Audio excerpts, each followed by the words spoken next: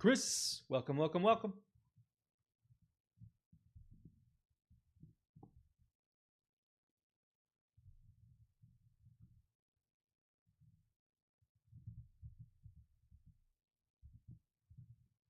Bep, bep, bep, bep. There we go.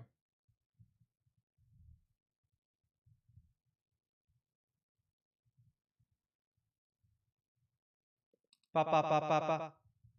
Beautiful.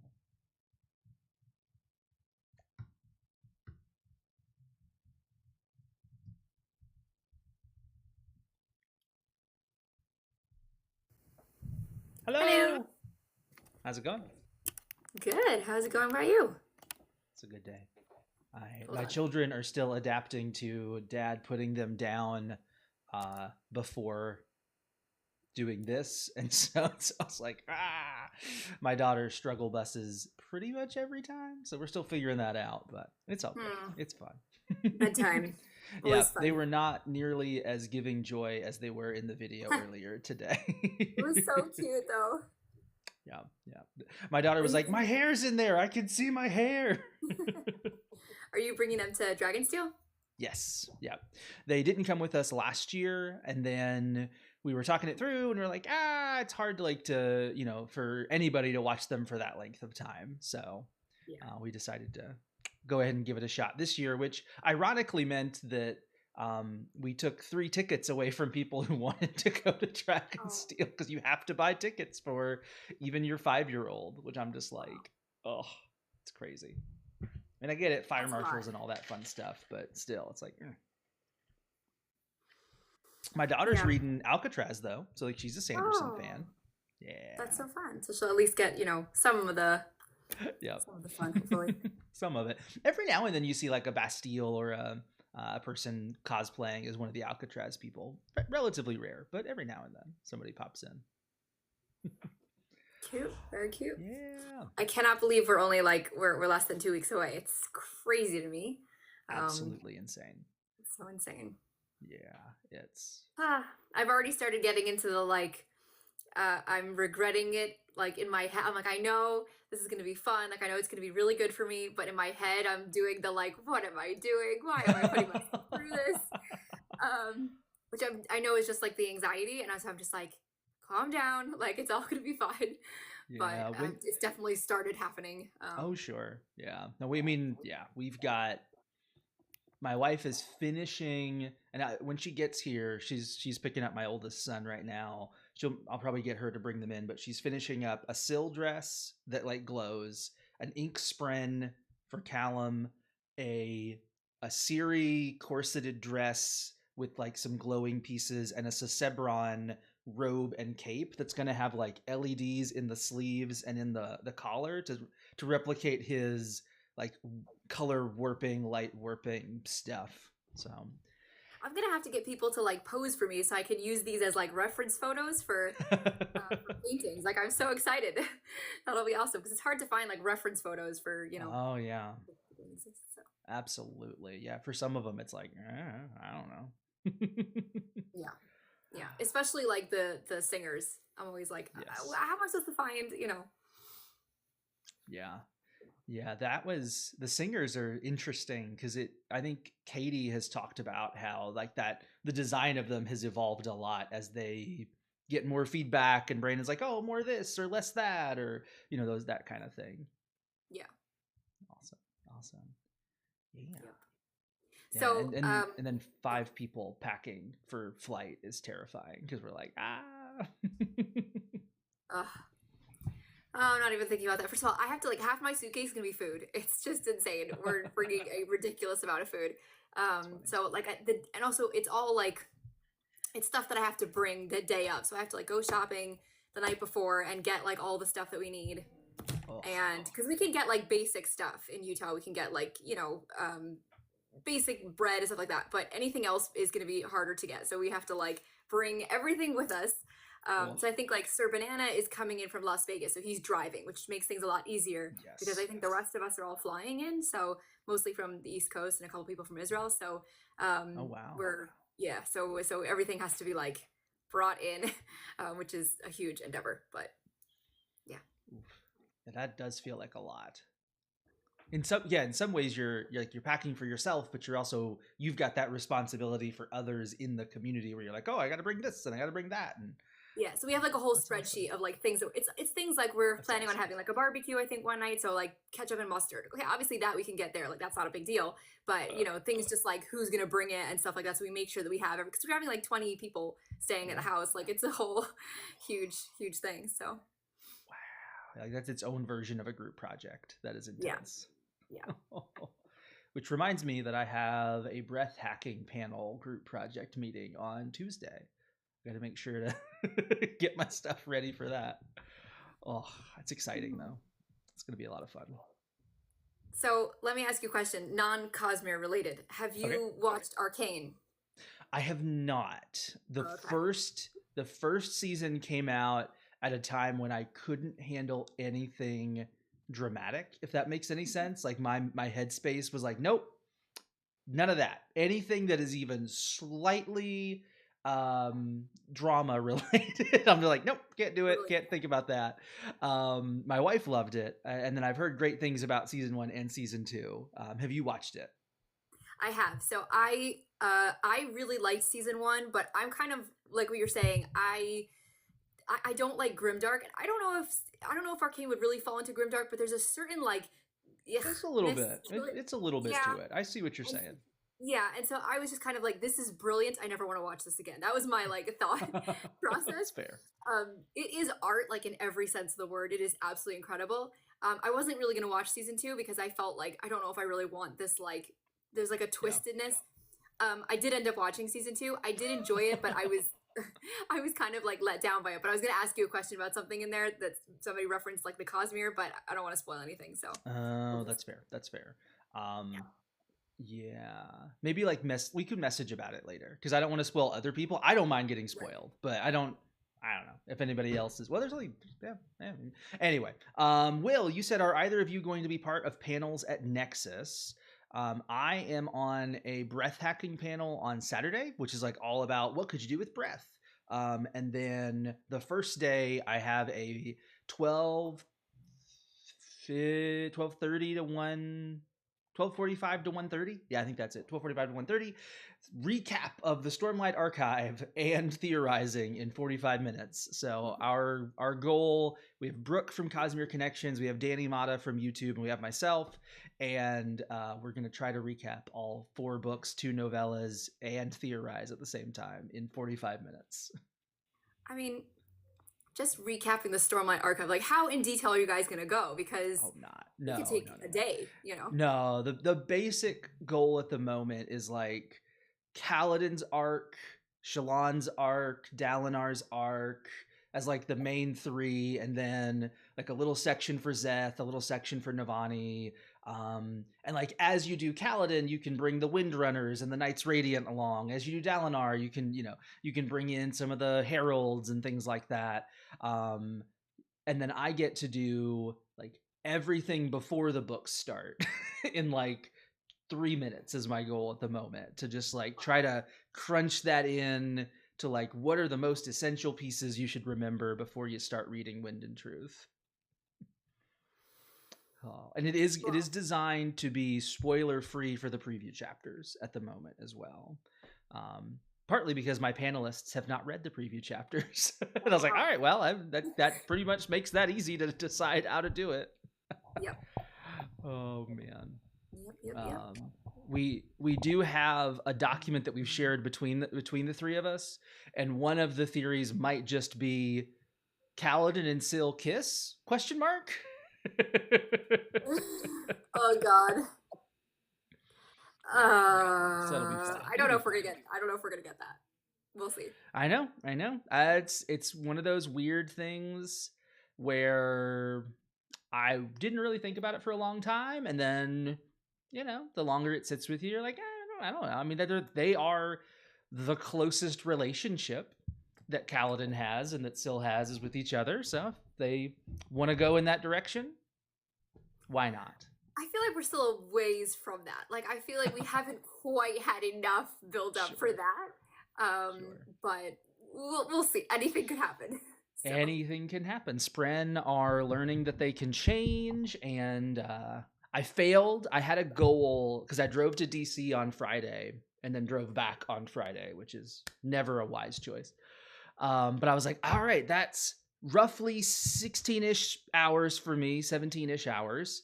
I have, depending on what speed I listen to it on Rhythm of War, I have approximately 17 hours of audiobook. Let's go. And I still have like 7 hours left because I just could not keep the focus concentration of listening at that speed for that long. But Yeah. I left off right at the beginning of part 4, right as it starts to shift back over to Adolin and the honor spread and all of that Oh wow. stuff. How long is it? It's like a 24-hour drive, like a full 24-hour drive. No, it's 7.5 both ways plus stops, so it's like 15, 16 for me. Oh, okay. Because I'm in East Tennessee. Okay, because I was So gonna say I was it's actually trying because we drove to Tennessee when I was really little. My grandmother drove us, but we like stopped oh overnight because we were really little. I was like 8 or 9. yes. My sister was like 7. So that's why I was Yeah. thinking a full day. But then I think you're right. I think it was more like 12 hours, but we just probably did like 6 and 6 or something. Yeah, it Um, also definitely depends where you're going in Tennessee because Tennessee is very long. So right. I'm almost as far east as you can get and still be in Tennessee. And Yeah, there's about 6.5 hours west of me is still Tennessee. So like it's like that's true. just So I depends don't on where in Tennessee. I don't remember where we because I was so little. Like I didn't know like the geography at that Hmm. point. We also weren't in a city. Like we were staying. My aunt and uncle lived on like a farm out in the middle of Yeah. like rural Tennessee. Hmm. I remember passing signs for Nashville, but that doesn't Okay. mean anything. I don't Yeah. know how far That we were that from would it. make sense. Nashville's about 3 hours to the west of me. It's kind of like Knoxville, Nashville, Memphis is east, middle, and then west. Um, Tummy, So you are safe from Wind and Truth spoilers. You are not safe from Cosmere spoilers. It like even my pictures are spoilery for Cosmere things. Got the girls and the boys. We got Yumi and the Nightmare Painter over there. Lots of spoilers abound. Kaladin's even watching over us. and we take no responsibility Yeah, for I did. I didn't actually spoil it explicitly, but I did just reference a Rhythm of War plot point. So um, I would say, like we don't. Yeah. Thank you, I'm Tummy. notoriously Wonderful. bad about keeping my Yeah. mouth shut. So. Chandel has famously spoiled a minor plot point of Rhythm of War. I would say it's definitely one of those where it's like, yeah, that makes sense. It's a Um, minor plot point, but it's a major emotional point. So yes, yeah, I would say, yeah. it gets tricky. Um, yeah, that's why it's always important to figure out like where is the person with this? What do they want? What do they not want? Speaking of spoilers, how do you feel about 4 to 5 fans just having Wind and Truth out there in the world right now? I would have loved to be like a fly on the wall when Brandon found out that somebody put out his book, the last book in the series, 2 weeks early. Yeah, I'm just floored. I mean, this happens all the time. Like a day early, something will be put out 2 weeks early, a massive release. Like this doesn't it's happen. nonsense. This was Just insane. nonsense. I commented. I was like, somebody got fired. Like somebody got fired hard. It was in like an airport Yeah, bookstore, which is which is like a gas station convenience store of no, bookstores, right? Like, which at least for that, because like how many people are really stopping in that one? It's not as like I guess you'd have to like go through security, meaning that like it was harder to get. So it wasn't like people yes, could rush out and get it. Um, and there I'm sure were that they. Oh God. there were so many people that were like, okay, let's see. I live nearby. I can get a refundable ticket, so I can get because it was also a terminal, and that at that airport. I don't know if you're familiar, but like that terminal is separate from other terminals. So like you can't. You'd had to have a ticket for a flight that left from that terminal even to then be able to go to that bookstore. I mean, it's frustrating because I think part of the fun of Nexus is everybody getting to experience the book Yeah, together, and now it's going into it being like, well, there's potential spoilers out there. I haven't seen anything, but yeah, I also haven't been looking. Like I've just been kind of in my own little box here, you know, being like I'm not going out looking for trouble. Yeah. But it's still sad. Like it's still it's kind of like puts a damper on something like that we wanted all like the big real reveals together, and Yes. now it's like, well, that kind of feeling has gone away. But at the same time, like I think it's such a small amount of people, and I don't know. I don't like again. What do you do in that situation? Do you like take the book and pay for it and run out, or do you tell them like I don't think this is supposed to be here? Like, what do you do? You know? Well, I can tell you what I would have done because I definitely was driving back from DC as that broke. I was like, let's just check this Books a Million. Let's just check this Target. Let's just because that happened to me with the Arcanum, Arcanum Unbounded. Is that the name of the series of short stories? Yeah. Yeah. I found that at Books a Million, and they wouldn't sell it to me, and so they are my mortal enemy forever because I had it in my hands and I took it up to the cash register, and they went, "Oh, sorry, we can't sell this yet." And See, that's what I assumed was gonna happen. Like I it's was like, supposed to happen that way. that's what's supposed to happen, and I thought like, yeah, they go up to the cash. I mean, I was comparing it like, okay, it's not totally equal because obviously like Harry Potter was a worldwide Mm-hmm. phenomenon. But can you imagine like if somebody put out like a Harry Potter book early? Like it just doesn't happen. You know, this is like No, this is not just like some little release. This is not I like a think it's new author.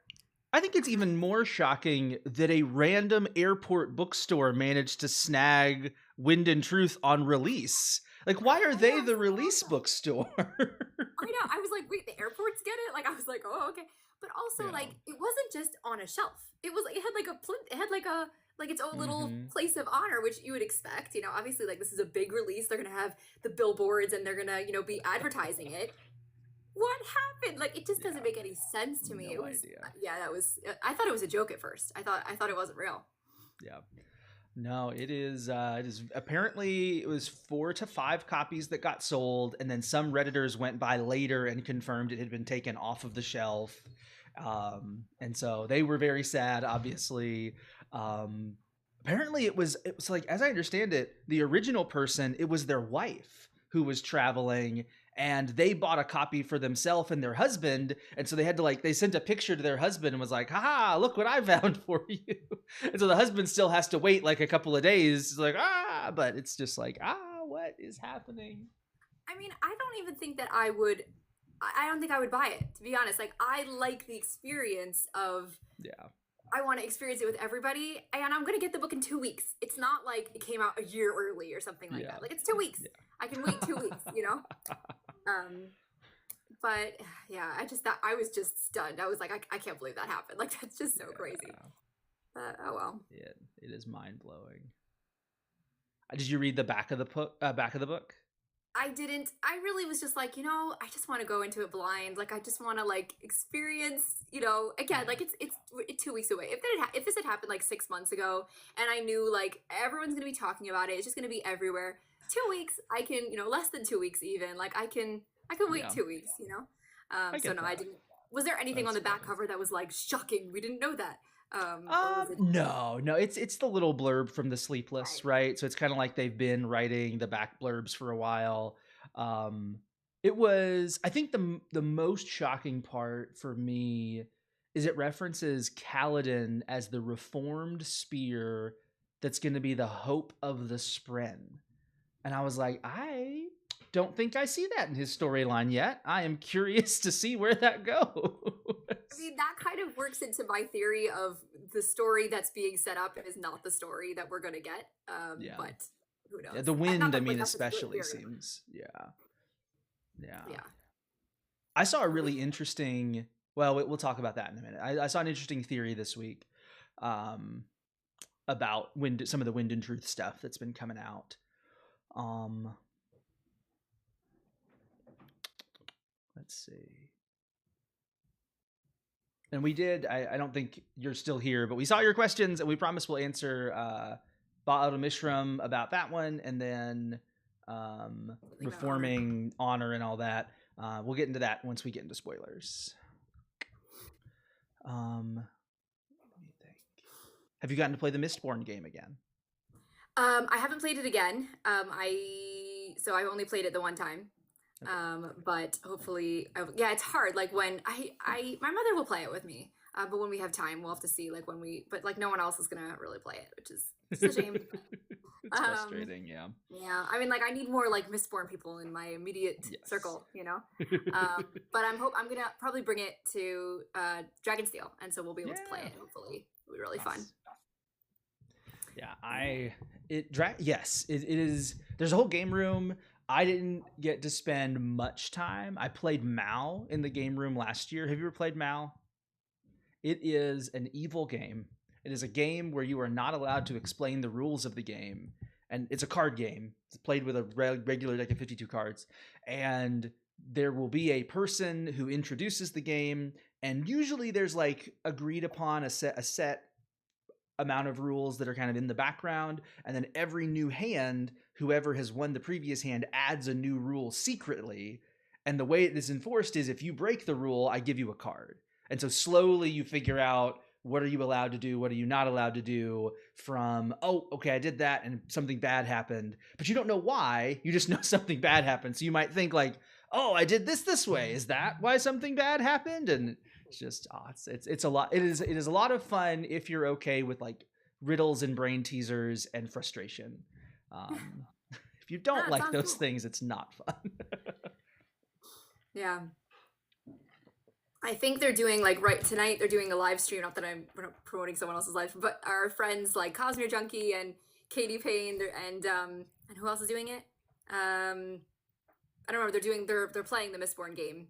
Oh, nice. It sounds really fun. Yeah, Very nice. Are they I in? know. I guess they're in the same location then, or how Yeah, are I they think they doing all live that? in Utah, so it's like it makes Mm, things a bit easier. Those of us who don't live in Utah, yep, yep. we get Those left out of a lot of Utahns. stuff. Yeah. Oh well. Yeah, I remember at one point Jasonian was like, "Hey, I'm gonna go up to this park on this day. Does anybody want to come with me?" I'm like, "I do. I'm only 20 hours away. I'll start driving. 24 hours away." I know, and you know what? It's really not those of us on the East Coast. We really get the short end of the stick because all of the releases are on Mountain Time, which means that Yeah. we're at work, you know, and it's like Hmm. not. So I think we're being discriminated against. I will say, Yeah. the Eastern I timers. get I get that they want their staff there when their releases happen for like the big things. But it does feel like some of those should be later in the day. So it's like, I mean, right. It's like also, it's not like it's a 2 hour time difference. So it's not like we're talking about, you know, like if they did it only a couple hours later. So we, like, even with the tickets for Dragonsteel, I, I was at work. What was I supposed to yeah. do? Like, I can't just stop teaching and be like, hold on, everybody. I need to like get tickets for Dragonsteel. So it was sort of like, we're really at a disadvantage, you know, a time disadvantage. I guess it worked out for the both of us, but you know, for a Yeah. lot of people, like it was probably like no, you know, no Oh yeah. possibility. Absolutely. Yeah, it is. It's definitely a strange. I was talking with the Silverlight guide to the Cosmere group about this a couple of weeks back, and how it is like there is just this kind of inherent privilege of like privileging people who have like relatively open schedules during the day, people who have or non-traditional, or and that generally trends like more affluent because like you have more freedom. Like you know, if you have a job that is like you like a teacher or like something where you're in position and you got to stay there, you just some of these things are impossible. Like you said, like it's just nope, not gonna happen. Sorry, I have work during that time. Yeah. um And I mean, I think that's like, all right, that's part of the life, you know, that's yeah, part. I wonder also, like, what about if they did like tranching out tickets throughout the yeah. day, meaning that they said we're gonna release a batch at, you know, 10 a.m. We're gonna release a batch at Hmm. 5, just to give more people a chance because, yeah, I mean, Yeah. otherwise, like, there was just no, you know, I can't Mm-mm. stop working, and it was like not, you know, again, the tickets were released probably around like 12, you Yeah. know, Eastern Standard Time, I think, Uh-huh. which is just most people are at work, you know. Yeah. Um, Yeah. It's yeah. I mean, the reality is you're always gonna cut somebody off, but it does seem like if you did it in the evening, that cuts off the least number of people. yeah. But then you don't have your staff there ready to handle problems if they emerge, and I guess that's a problem. I don't know. I think I would rather I mean, um, have it right. Even if more they did like accessible. if right. I mean, even if they did like 5 or 6 in the evening Mountain Time, so that would still be like 7 or Hmm. 8 for us. Yeah, that's Um, reasonable. that's not, I think, unreasonable to ask your staff to stay to that Yeah, time. I mean, give them that's an not. extra lunch or have them come in late Yeah. early that day, or something like that. Yeah. I mean, Um, I wonder how much of it is actually even Dragon Steel. That might be the other thing, is that like I wonder if it's tabletop who deals with mm, that stuff. yeah, So I don't know. But I don't know. I mean, listen, we could say that like we are advantaged because we live in the US, and the people who live outside of the US, they Yeah. have, even less chance of coming because it means getting an international ticket. What if you don't have a Hmm. passport, which is rare outside of America, but like, for a lot of people it's Sure. I know the Europeans are like, what do you mean you don't have a passport? I'm like, most Americans don't leave America. Like, it's not, Yeah. but I went yeah. to Hawaii. Does that count? Oh my gosh, my friend from London keeps saying, she's like, let's go to Hawaii. I'm like, darling, it's a 23-hour flight from London to Hawaii. Like, it's not happening. We're not going to Hawaii. But yeah, also we can go to Florida. That's about Yeah. the same thing. For her, all she wants. Oh, She's like, sure. I just want to be. She's like, I just want to be Moana. I'm like, we can be Moana in Florida. That's amazing. So. That's a non-Cosmere related reference. So how do you feel about Moana 2 coming out? Any feelings? No feelings, but I'll tell you, I watched the first. Actually, funny enough, I watched the first Moana when I was in London. The Okay. first time I went to London, I thought it was good. I thought it was cute. I love Yeah. Lin-Manuel Miranda. I didn't think it was like the most groundbreaking film I've ever seen, but I get that Sure. like kids really love it. It's like always #1 on the streaming charts. Yeah. And so it's like a no-brainer that they're gonna do a second one. I do have to question the wise decision to release it the same week as Gladiator 2 and Wicked. Like, what was the thought process there?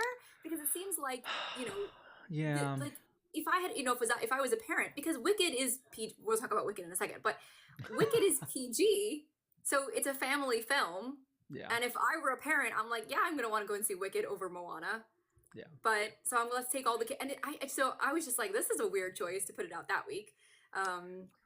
Yeah. But are your kids excited for Moana? Are they Moana fans? They might be if they knew about it.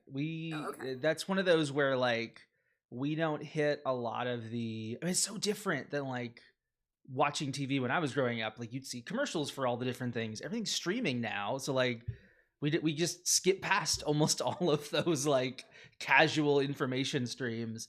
And it had snuck up on me. Like it's coming out a lot sooner than is it out now? Like I guess it It's must not pretty out soon. yet. It's coming out like I think around this week. I mean, it makes sense because this is a holiday Thanksgiving. weekend, Yeah, Thanksgiving that makes here in sense. the US, and so it makes sense. It's just kind of weird to put it out with two like big profile films, Yeah. especially when one of them is like a family musical.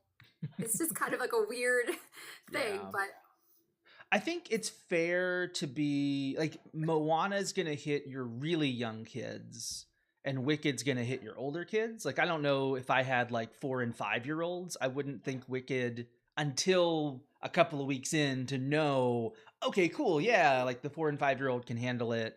Or no, like they can't handle they brought some stuff in from the book into this movie. That's it's rated PG, so I'm thinking not. yeah, um, yeah. but yeah, I mean, I'm sure Moana is gonna do fine. Like, it's gonna make a lot of money. This is like a mega popular film. I hope so. If they can't make a lot of money with Moana 2, Disney's in trouble. Like they've been not making a lot of money on their animateds for a while, and I need them to make some money I and make know. some What good was movies. the last like? I'm trying to think. Wish. What was like the last like Disney? Wish was the big one. But it wasn't good. I mean, like, what was the last like good one? Oh, I understand the question now. Was it Encanto? I loved Encanto. Oh yeah, So maybe I think that's fair. that's Yeah, a while. yeah, it was a while ago. It was like what is that? 4 years, 3 years ish, Probably, yeah, because it was still like somewhere in that COVID time. ballpark. Yeah, yeah. I mean, I thought Strange World was fine. My kids loved Wish. My daughter, like, we watched the like they did a trailer that had one of the song bits. 6 years, Hmm. Zach says. So it was pre-COVID. Okay, that makes 6 years. 6 years. No, no, no, Anyway, no, no. It no, can't be. 'Cause It came Encanto. out. It can't be because I remember it came out during the pandemic because it was released day and date, so it has to have been. Yeah, Encanto's 2021. Not sure Yeah. what you're referencing. Maybe your daughter is a different age. Ooh. Um, yeah, but she loved the song from Wish, and we like watched the trailer over and over and over again. Um, and it's so funny because I've watched so many wonderful video essays explaining how Wish is technically an awful movie, and yet they love it, and so it's super fun. Yeah. Um, I mean, I think like that's the thing about with kids is that they're not too concerned with yeah. things like story, and as long as the songs are catchy and there's the pretty princesses and stuff like that, like they're not gonna. Can I tell you the Yeah. thing that drives me absolutely crazy about Wish? Yes. This is my soapbox, okay? What is the thing her grandfather wants to do? Do you remember his wish? No, I don't remember. It's been a long time. He wants to write a song, perform a song that like leads the generation, inspires the next generation. Yeah. The movie ends with them defeating Magnifico with a song. Why is that not the grandfather's song? It's fine if Asha finishes it, but like he should start the song because he wanted. That's his whole thing. His whole thing was he wanted to have a song that inspired. It just drives I'll me tell you the crazy. weird thing about Wish was that every single song was a different genre. Like I kept being Yes. like, what? Here's the thing. You would have like the big ballad at the beginning, the at all costs, and it's like this really weird. And like if you listen to the lyrics, it sounds like a love song. But then when you watch the film, I was like, I promise you that song was written before the film, and it was meant to be for a different movie. But then you have like the We Won't Back Down, whatever that song was called, with all the kids, and that's like a like a fun like beady song. And then you have like and then you have like Magnifico's song, which was like a weird villain song. It was just every song had a different tone. The beginning was like the Hello Welcome to Rosas felt like a song that belonged in Encanto. Like every single song was just so random. So yeah, it was just yeah. Anyway, everybody's like, wait, wasn't this supposed to be about Stormlight? But I do want to just mention very quickly, because you guys know, or I don't know if you guys know, but CJ knows, my favorite Broadway musical is Wicked. And yes, please. I'm seeing it tomorrow. Have you seen it yet? I've not. We were hopeful to see it with friends yesterday, and that babysitting fell through. But a friend of mine went and saw it, and they loved it. They were like, it was amazing. They are hoping to like find a matinee showing where they and their wife can like just go see it and like sing, because there will be nobody else in the theater. Yeah. I'm so excited. We're going to see it tomorrow with like the whole family, my brother and sister, my sister and brother-in-law, my grandmother, my sister. We're all going together.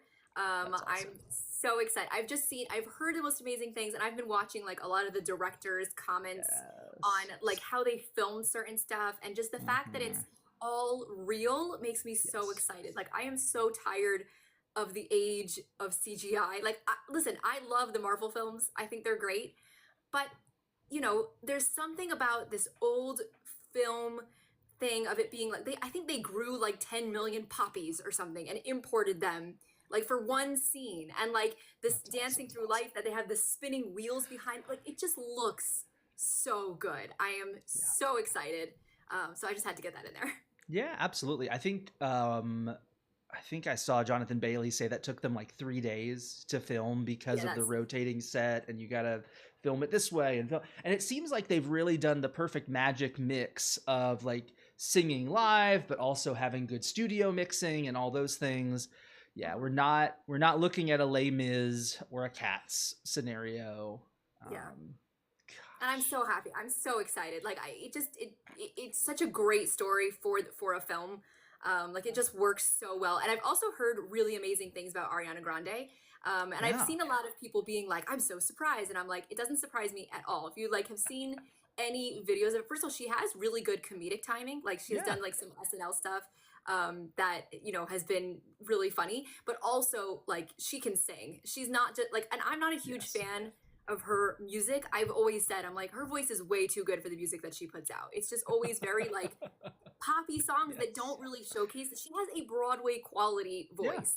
So I was not surprised at all that I heard that she's like really a standout. I wish that she was being nominated for Best Actress instead of just Best Supporting, but that's a whole nother thing. Yeah, it's I mean, that's the reality. Is like they are both leading ladies. Like that's the nature of Glinda and Elphaba. But Yeah, yeah, yeah, can't it's have all that. Oscar politics. It's a lot of Oscar politics. Yeah. Yeah, her casting honestly and weirdly made perfect sense when I remembered her character Kat from Nickelodeon, which I don't know if you're familiar with that character at I all. never watched it, but I've seen clips of it. Yeah. I just remember there's this like video on YouTube of her singing "The Wizard and I" when she's like really little. It's Yeah. incredible. Like she was probably like 12 or 13 in that video That's of her. It's just awesome. like this little clip of her before she was famous singing "The Wizard and I," which is a really difficult song, and she nailed it. So I was not surprised at all. That she's That's as so amazing. great. It I'm is a really very difficult song. I was mucking around in the parking garage before I left DC because there was nobody around and the acoustics were wonderful and it was super fun to sing in there. And I was reminded of how hard of a song that is because it's like it just does weird stuff and I had no music to like help me guide any of that. I was like, I'm lost. No, yeah. I don't know where we are in the It's song anymore. yeah, the range for that song is just crazy. I mean, Yeah. for just about all the songs, and to be fair, like Elphaba has more of that. Like obviously that's Elphaba's song, Yes. and she has the three biggest songs that I would say like vocally are "The Wizard and I," "Defying Gravity," and "The No Good Deed" are probably the three hardest Yeah. songs in the show. And Elphaba has all three of them, but Galinda still has a lot to do too. So Yes. Yeah. Somebody had a really fun TikTok, not fun, but they had a really cool observation that when she is singing at the beginning of the movie or beginning of the play, I don't know how the movie starts. Um, I would assume with the way who knows. But when she's singing about no one mourns the wicked die alone, their take is that she's singing about herself and that yeah, she is dying alone. And I was like, I don't think I've ever thought about that. I like yeah, that. I think yeah, I've always assumed that as well. That there's sort of like a double meaning, especially when you have the part where, especially at the end, because they do it again at the end, Hmm. and we have like Galinda singing over the crowd. You have like the chorus singing, "No one mourns the wicked," and she's saying, right, she died alone, but she's talking about herself, the wicked. The wicked's lives are lonely, and so yeah, I've always assumed that she was speaking about herself in that moment. But yeah, great show. If you have not seen it, go and see it. I've seen it four Yeah. times. It's Go incredible. see the movie. Show Hollywood that we can pay for actual good movie musicals. Yes, yes. It also, my brother was telling me, is it's our last one of our last chances for like top 10 grossing movies to not be a sequels. Like almost like currently every other top 10 movie of the year, like the top 10 movies of this year are all sequels of some sort at the moment. Interesting. So if I we can mean, get, you know, right. I wouldn't say that this is an original story necessarily, I since know. it's a It's not a right. sequel though, right? So it's like it's at least better than. Right. I mean, this is a reimagining of a Broadway show. That's a reimagining of a book. That's a reimagining of another book. So it's not exactly. But I hear what you're saying. Definitely. I mean, I think also just in general, like really to show that we appreciate good filmmaking, and from Yes. everything that I've seen so far, the amount of love and attention to detail is just something that I think we've lost a little bit. And it kind of harkens back to the original Wizard of Oz, which was such a, Yeah.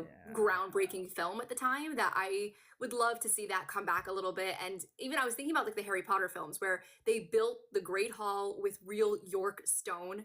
Yeah. And that kind of thing is just not done anymore. And I think that we've gotten a little bit lazy with, because CGI has gotten so great, and the volume is incredible. But there's something about like the craft of filmmaking that I would love to see make a Oh make yeah. a comeback.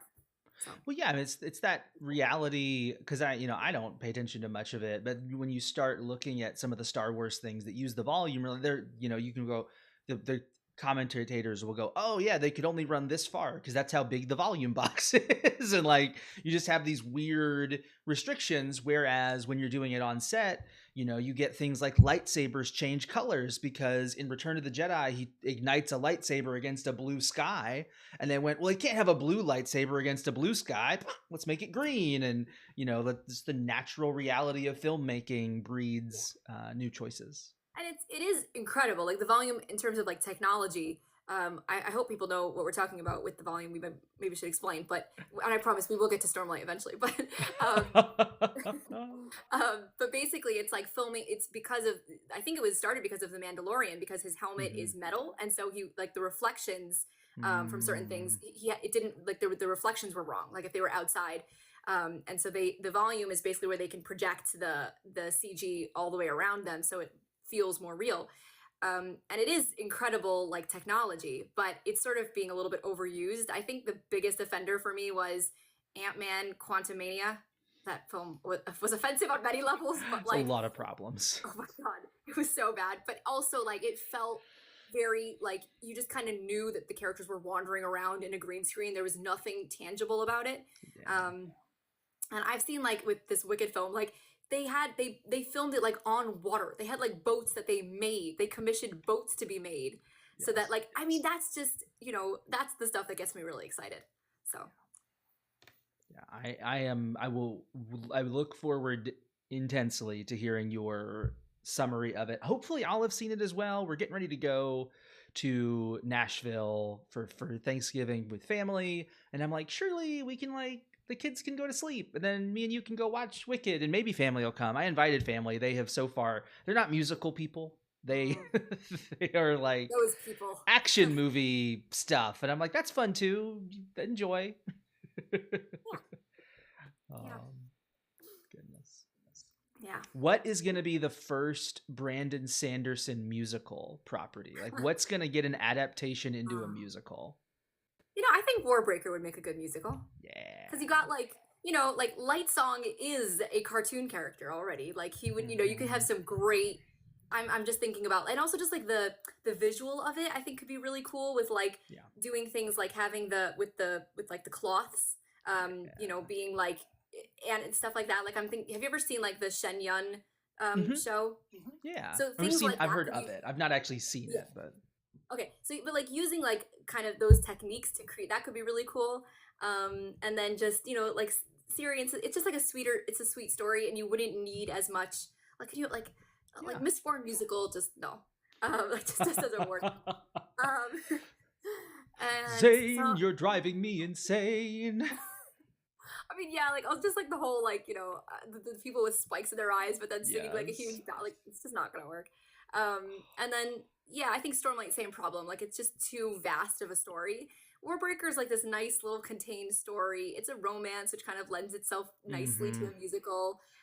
You have like the tale of two sisters element to it. Yeah. Um, and so I think that and there's some really cool stuff you could do with like Sesebron not speaking, which could be a really Right? interesting role, and how do Yeah. you like get around that. So I think like Warbreaker the musical I'd be on board Yeah. for, and that's probably it. I don't know. I'm seeing Lord Loopy says Shadows of Silence, but which I haven't read yet. So Oh, you haven't? no, It's a good little spoopy one. I know. I don't know why I haven't read it yet. I really should, but I just haven't. So Yeah. It's okay. It's one of those like it is nice to have with authors like, oh, there's this thing on the shelf and someday I can yeah, pick that up and read. Like there is Robert Jordan, bless his heart, instead of continuing to write the new Wheel of Time books, went and wrote a novella that was like a prequel that he was going to do like I'm going to do a prequel series of novellas. He only got one of them done, and I've never read it. It's just it exists. Someday I will be able to read the last Robert Jordan book that I'll read, or that you know what I mean. yeah, But until then, I'm like, oh, cool. I have a thing I can read someday. yeah. Um, I'm not a huge horror person, and I think like Shadows of Silence I've heard is like a little bit more on the horror side. So I think that's why I was kind of like, I'll get to it, and it's yeah, not directly related to anything. I mean, I know there's like some references to it in like in Sunlit Man and Sunlit some other Man. places as well. Yeah, But yeah, we'll see yeah. eventually. It's not true horror like Zach says. Loopy. It's like PG-13 ish. Yeah, yeah. Pseudo zombies, that kind of things. They're like zombie ghosts almost, sorta, kind Aren't of. they shades? Are there shades Yeah, in? they're shades. Yeah, they're shades. Yeah, But like I don't know. I think of ghosts as having more autonomy, and so as zombies, I feel like more mindless, and so that's why I feel like they're like a mix of the two. Um, Brett Petty is with me. They did the same thing. They haven't read New Spring yet because they know that's the last Jordan book for them. And yeah, Zach, New Spring is what I'm talking about. Basic Gamer Dad says Mistborn could work like a Prince of Egypt style musical. The DreamWorks movie. I'll be honest, I've never seen Prince of Egypt. Oh, it's good. I know. I'll tell you why. Okay. Here we go. Ready for random? We always do random Jewish things. It's just kind of weird for me. Like it's just kind of weird for me, is what I'm gonna say. Okay. The music is incredible.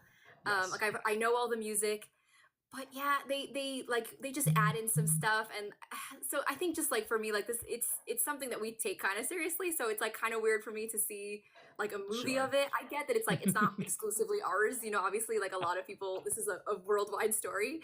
But like, especially like in the Jewish world, so we don't like make drawings of these people because you know whatever. Sure. So it's just always been, and they also like, I think for a story you have to really humanize characters, so they like add in a bunch of plot points that are like would not have happened and stuff like that it feels very weird. But that being said, I like the music is fantastic, and I get the point of what Basic Gamer Dad is saying. So.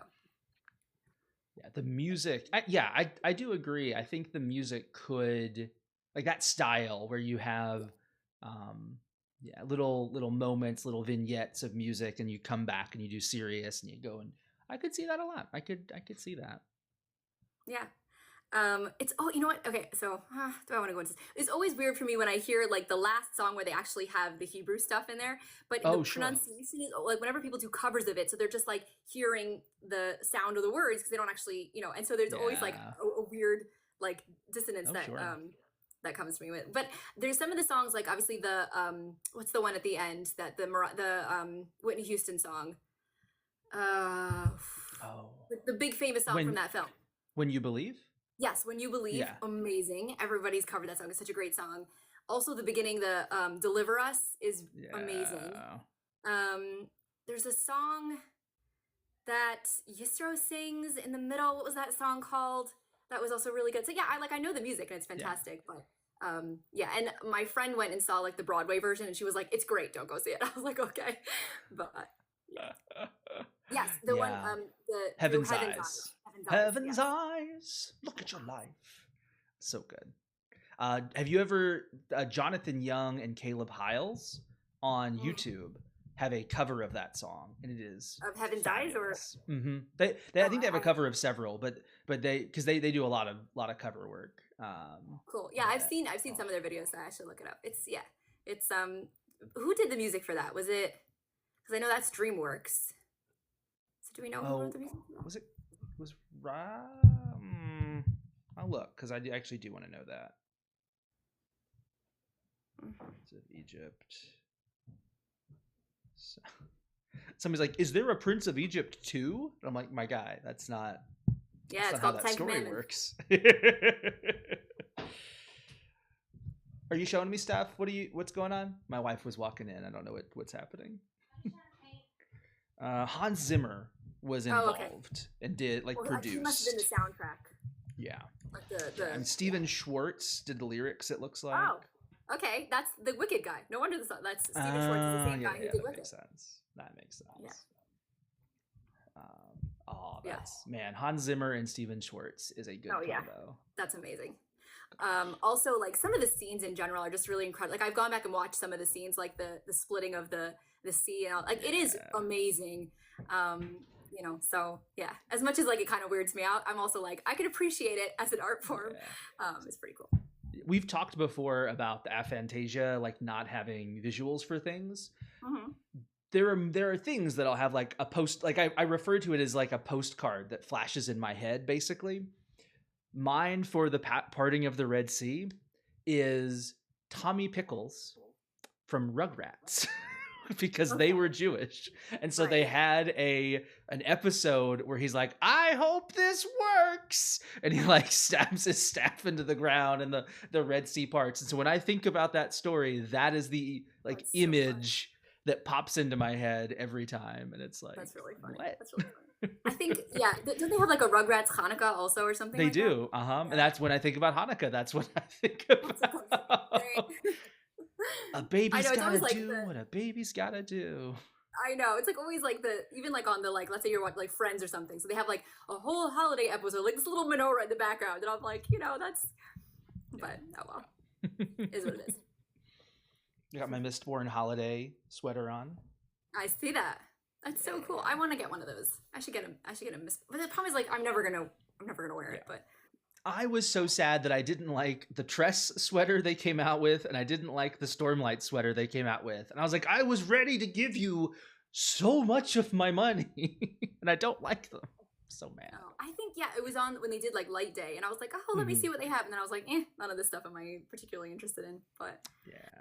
I had to become. You have to become a little bit more judicious with your money when you're spending like $1,000 to go to Nexus, and you're like, how much money am I spending on this Yeah. stuff?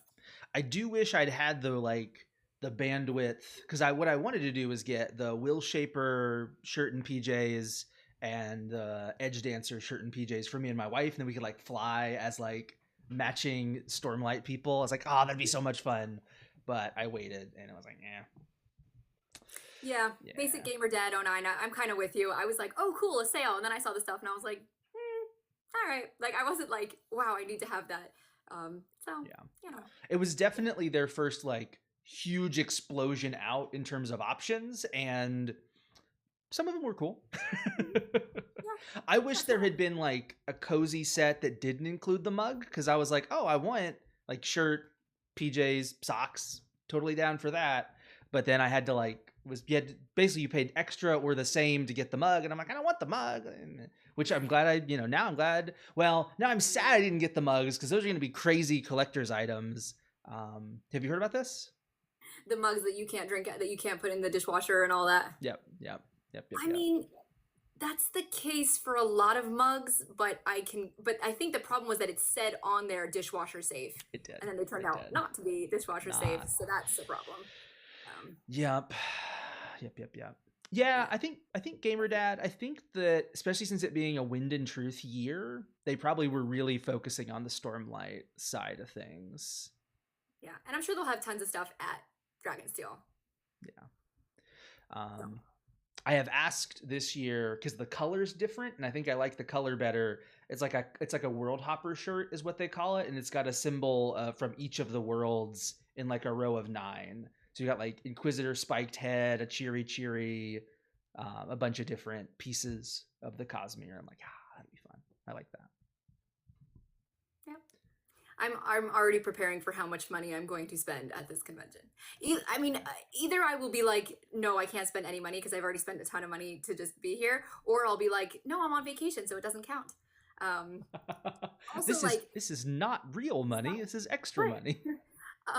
But also because like I've already paid for the con like months ago, so then it no longer counts towards the. This is math in Chaindoll Land, Oh right? yeah, It's I'm like it with no you. longer counts towards any money that I spent at Dragonsteel doesn't count towards the total that I spent on Hmm. Dragonsteel because that money is already gone. Yeah, So that's budgeting, Shandel. That's not yeah, Shandel math. That's budgeting math.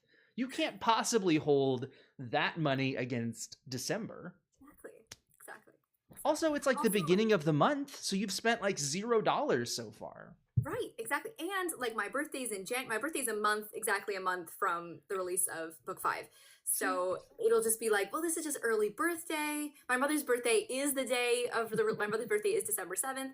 So it's like I'm gonna be buying her stuff. Like it's Hmm. not, it doesn't count. None of that counts. So Yeah.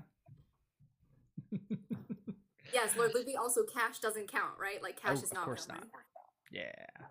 that's Like I great. went actually today. I went to Barnes and Nobles. I wanted to return a book that I got, and so I did it for store credit. That that's like now a free Yeah, book, right? exactly. So Absolutely. That's 100% how that works. Hey, exactly. Jason. Ah, Yeah, for somebody else also doesn't count. right, right. I Yeah. am. Also, like I'm gonna be just doing like a major because like the holiday sales start like after Thanksgiving, Yeah. and so that's gonna be like my big sale month. So I'll be like, well, I have extra money coming in from that. Like I have all sorts of Hmm. ways to convince myself to spend money. Yeah, absolutely. The other nice one is like last year we had someone else, because the lines got crazy at a certain point, and so we had a sacrificial lamb go into the Dragonsteel Sanderson store for us. And so I was just like, oh yeah, get me this and get me this and get me this. And then afterwards we got the like receipt ticket of like, oh, you spent blah blah blah. And I'm like, oh, that's how much I spent. So that's another way to do it too. You can just like not look at the numbers as you're picking things. If Brandon was really smart, he would do like when you come in, you can exchange money for bromes and then use that to pay inside Dragonsteel, because there will be a lot of people that just won't change back, right? Or like you this I think Disney World used to do something like this. They don't anymore, but like you would change it for like Disney bucks. And then it doesn't feel like spending money. You know. So they could do, then that would be really cool. Or you could have like different, you could have like the box. I like how you're thinking really cool and I'm thinking incredibly predatory. Oh yeah, I mean, yeah. But like, come on, this is the same convention that like, how much did it cost for me to get this ticket to Dragonsteel? $100, and I don't even get the book. Like everybody's like, so wait, you get the book? I was like, no, you have to pay an additional $80 if you want to get the book there. Like, so let's, you know. Hey, it is a little pricey. Like I go to Dragon Con, and that's a 5-day convention across 4 hotels. And if you buy it a year in advance, it's $100. If you buy it the day of, it's like $200. So it's like, you know. Yeah. I mean, listen, we have showered Brandon in enough praise that I think we can say that it's a little. Every time they come out with it, especially like the World Hopper Ball being like an additional $100 and some odd, it's you know yep. there's a limit, you know. I think I think we're reaching it, because I've heard a lot of grumblings of people being like, oh, now we have to pay for this additional thing, and then if you don't go to the World Hoppers Ball, then people feel like they're missing out, especially because they made it seem like, well, we're going to have the Shallan and Adolin wedding, it's going to be canonical, and some people feel like, well, I'm missing something that's like legitimately part of the Cosmere. So yeah, I would encourage them to maybe like scale it back a little bit if you can, because I think that people, like, there's only so much goodwill that you're gonna have. But that being said, I don't know Brandon's capable of scaling back. Well, I know. I mean, listen, I don't blame him for it. Like, if you can make money, go and make money. Like that, I'm all for it. You know, I don't have to pay for it. I don't have to spend the money to do it. And if people are willing to pay, then, you know, why not?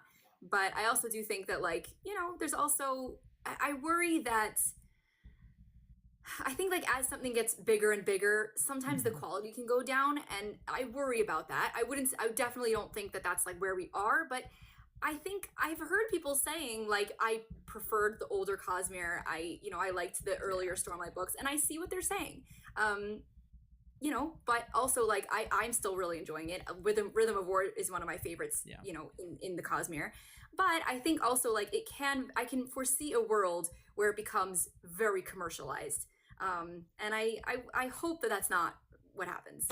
Yeah, I agree. And I think that he's careful to like have a team around him that can handle the like expansion things, and then he can keep doing the I am telling this story thing. And he's shown us with the secret projects that he can still tell a small, straightforward story. I mean, Yuumi is a great example of that. Yuumi is a great example of that, where it's not I mean, technically it's got 2 planets, right? They like see a planet and all that, but it's functionally 1 planet. It doesn't require all these crazy Cosmere connections. But it, you know, then we can also have Stormlight, where multiple planets are connecting and all the connections are happening. I was talking with a guy today. It was so funny. He walked up. He's like, I've been trying to talk to you. And I was like, oh, is it about this serious thing? He's like, no, I just read all of the Stormlight archive. Let's talk about it. And I was like, oh, let's do it. That's awesome. It was really fun. And because he had apparently read all the books, all 4 of the main books, without reading any other Cosmere, and without talking to anybody else about it. So he's like, so wait, so what are these, like odium, like what is that? You know, and like all these things that I just have floating around, taken for granted in my head. So it was really cool to like talk through all the weirdness that comes out of Rhythm of War. Yeah. They're like, sit down, son. We've got 10,000 years of history to get through here. Yeah, I was like, what can I? Because I'm like, a lot of this is referenced in the letters at the beginnings of the chapters, so you don't have to have read the other Cosmere books. But yeah, I mean, I would say for the basic plot, there's some like little things. Obviously, like Kelsier being Thydakar would be a massive spoiler for Mistborn, Yes. but yeah, Lord Lippy, Which- right? You won't know. yeah, I mean, he doesn't even get a name drop in Rhythm of War, right? He's called the Lord of Scars. No, but they don't name drop Kelsier. Yes, that's what I'm saying. Yes. Yeah, like so even if you had like even then if you go in to read Mistborn pre Wind and Truth. So yeah. Speaking of Wind and Truth, you about ready? Yeah, I'm ready. Let's go. Love it. Lord Loopy, get out of here unless you've caught up on the chapters when I wasn't looking. I mean, you're welcome to stay. But... My wife is like, oh wait, I haven't read Wind and Truth. She can't stay in the room. Do you need me to go upstairs or something? No, I think so. I don't like the paint in like the white fabric. She's making Tears of Edgley for Sesebron and for Ciri to wear as like part of their cape accoutrement. Cool.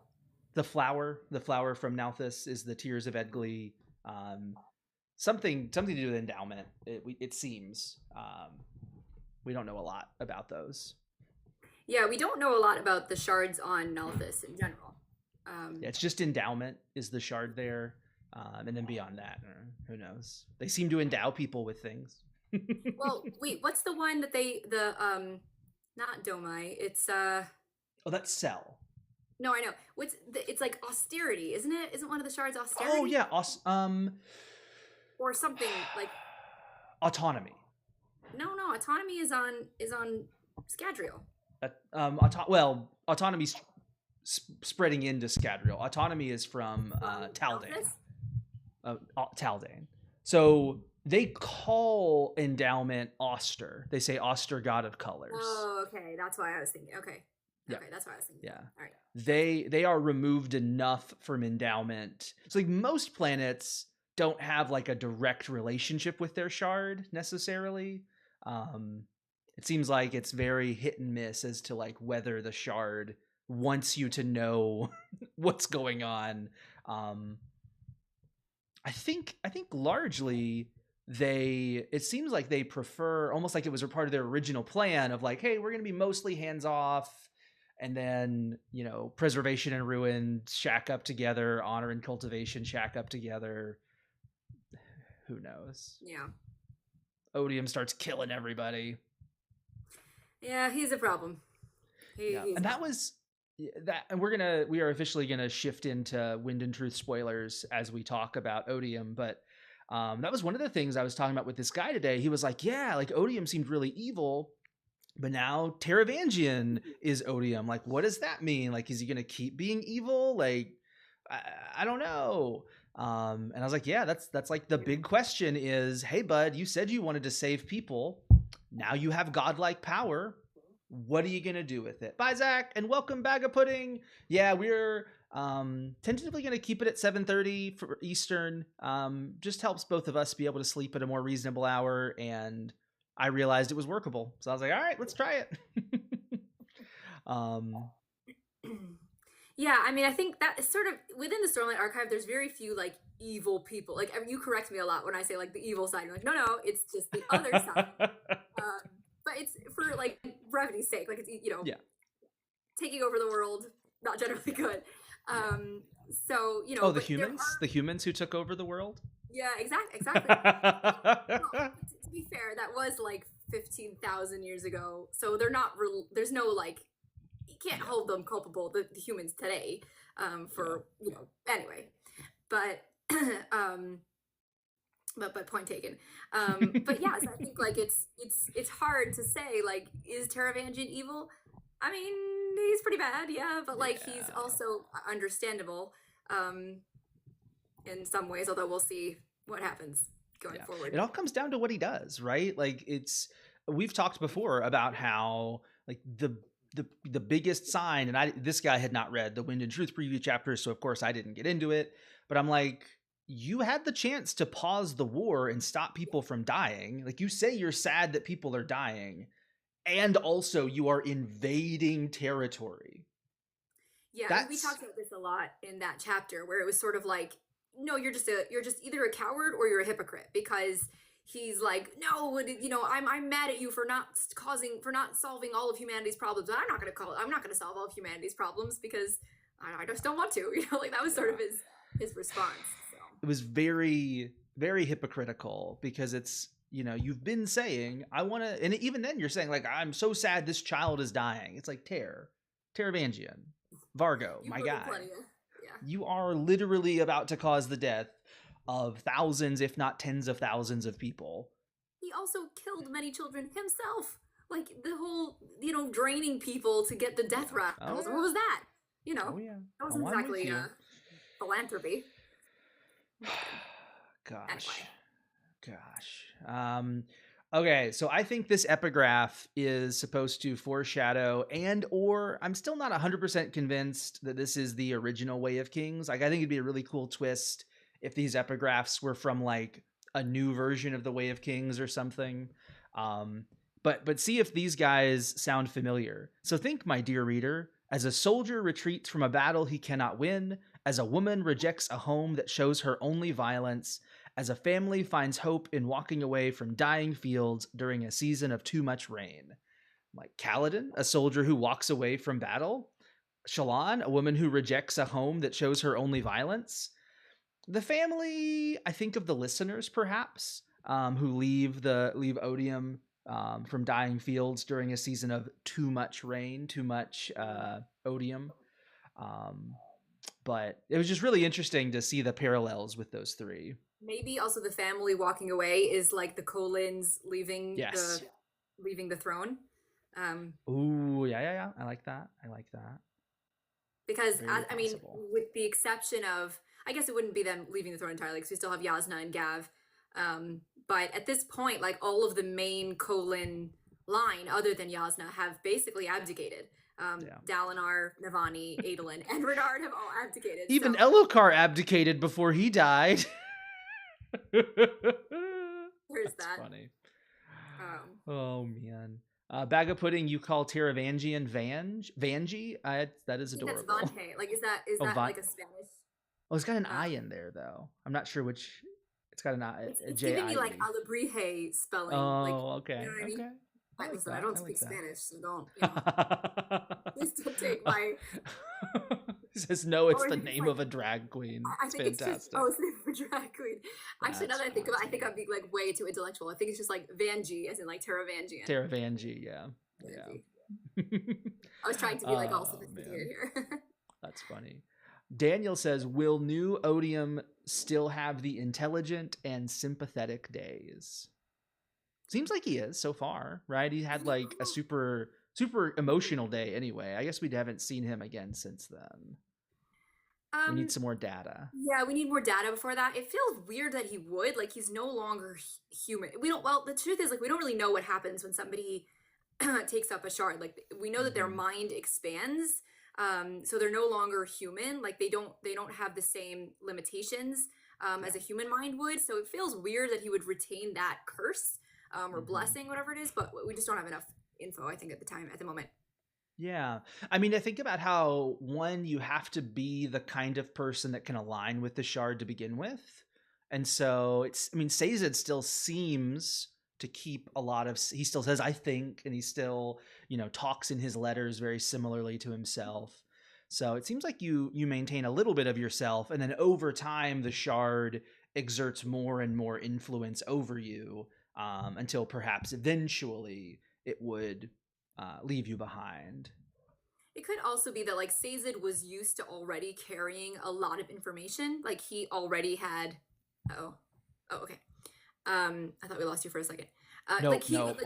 You pseudo did. Josh just was like, "Hey, Amazon India leaked a piece of art from later in the book." So I'm like, what is this? Interesting. Looks like a map, maybe. Guys, it's like 2 weeks. I 2 weeks can't help it. already. I can't help You it. know? It looks to be just a map of Narak, like where Shallan goes to do her infiltration. Gotcha. Oh my gosh.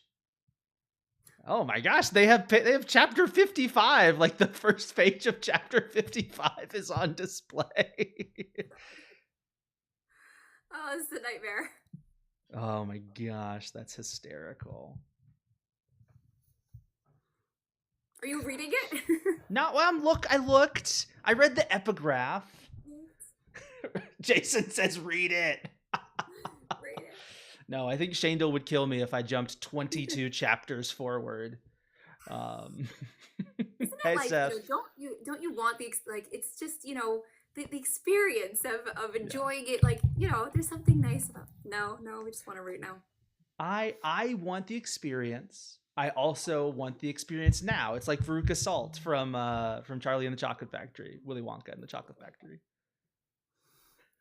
Also, I just wanted to say hi to Seth, who joined us for a second. I don't know if he's still here, but hi, Seth.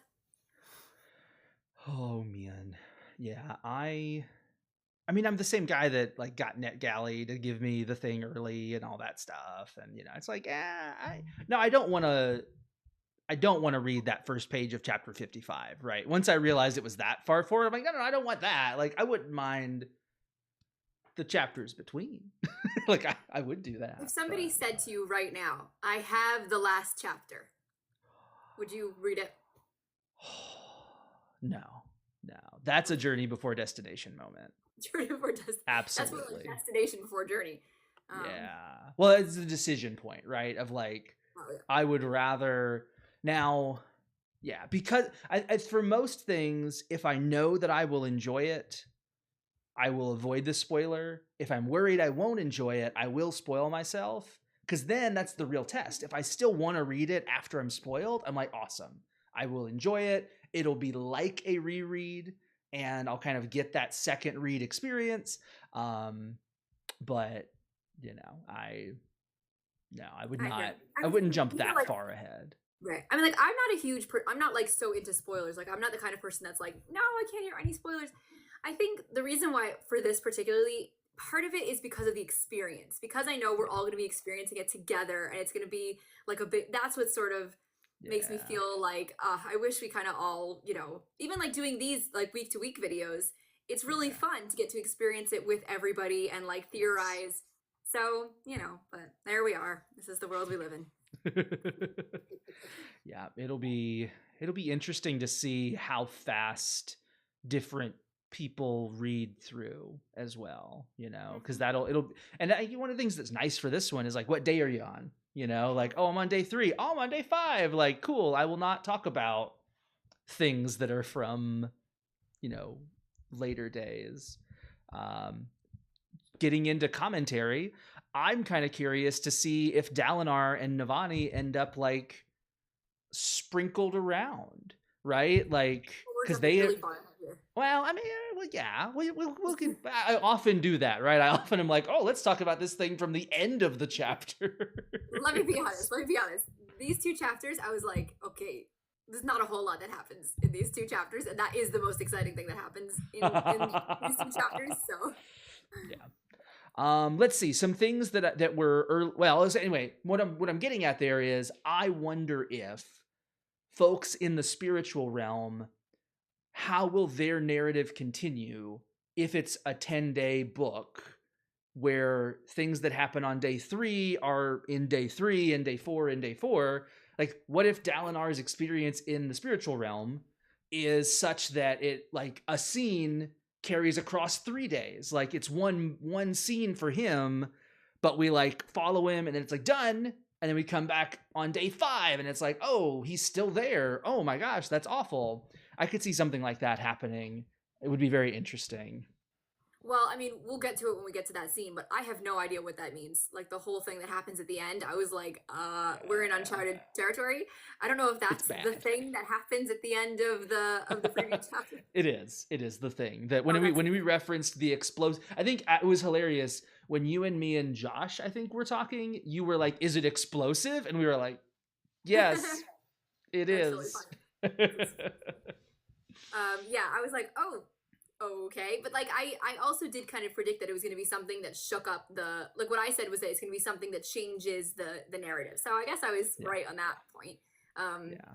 So yeah, and I was kind of like, all right, let's see where this goes. Like, I just don't really know what it means. So Yeah. it's going to be interesting. It means the experiment did not go the way that Wit said it would go. Mm-mm. Gosh. Bag of pudding. I can't help but think we're way overthinking the time thing. It's going to be so streamlined.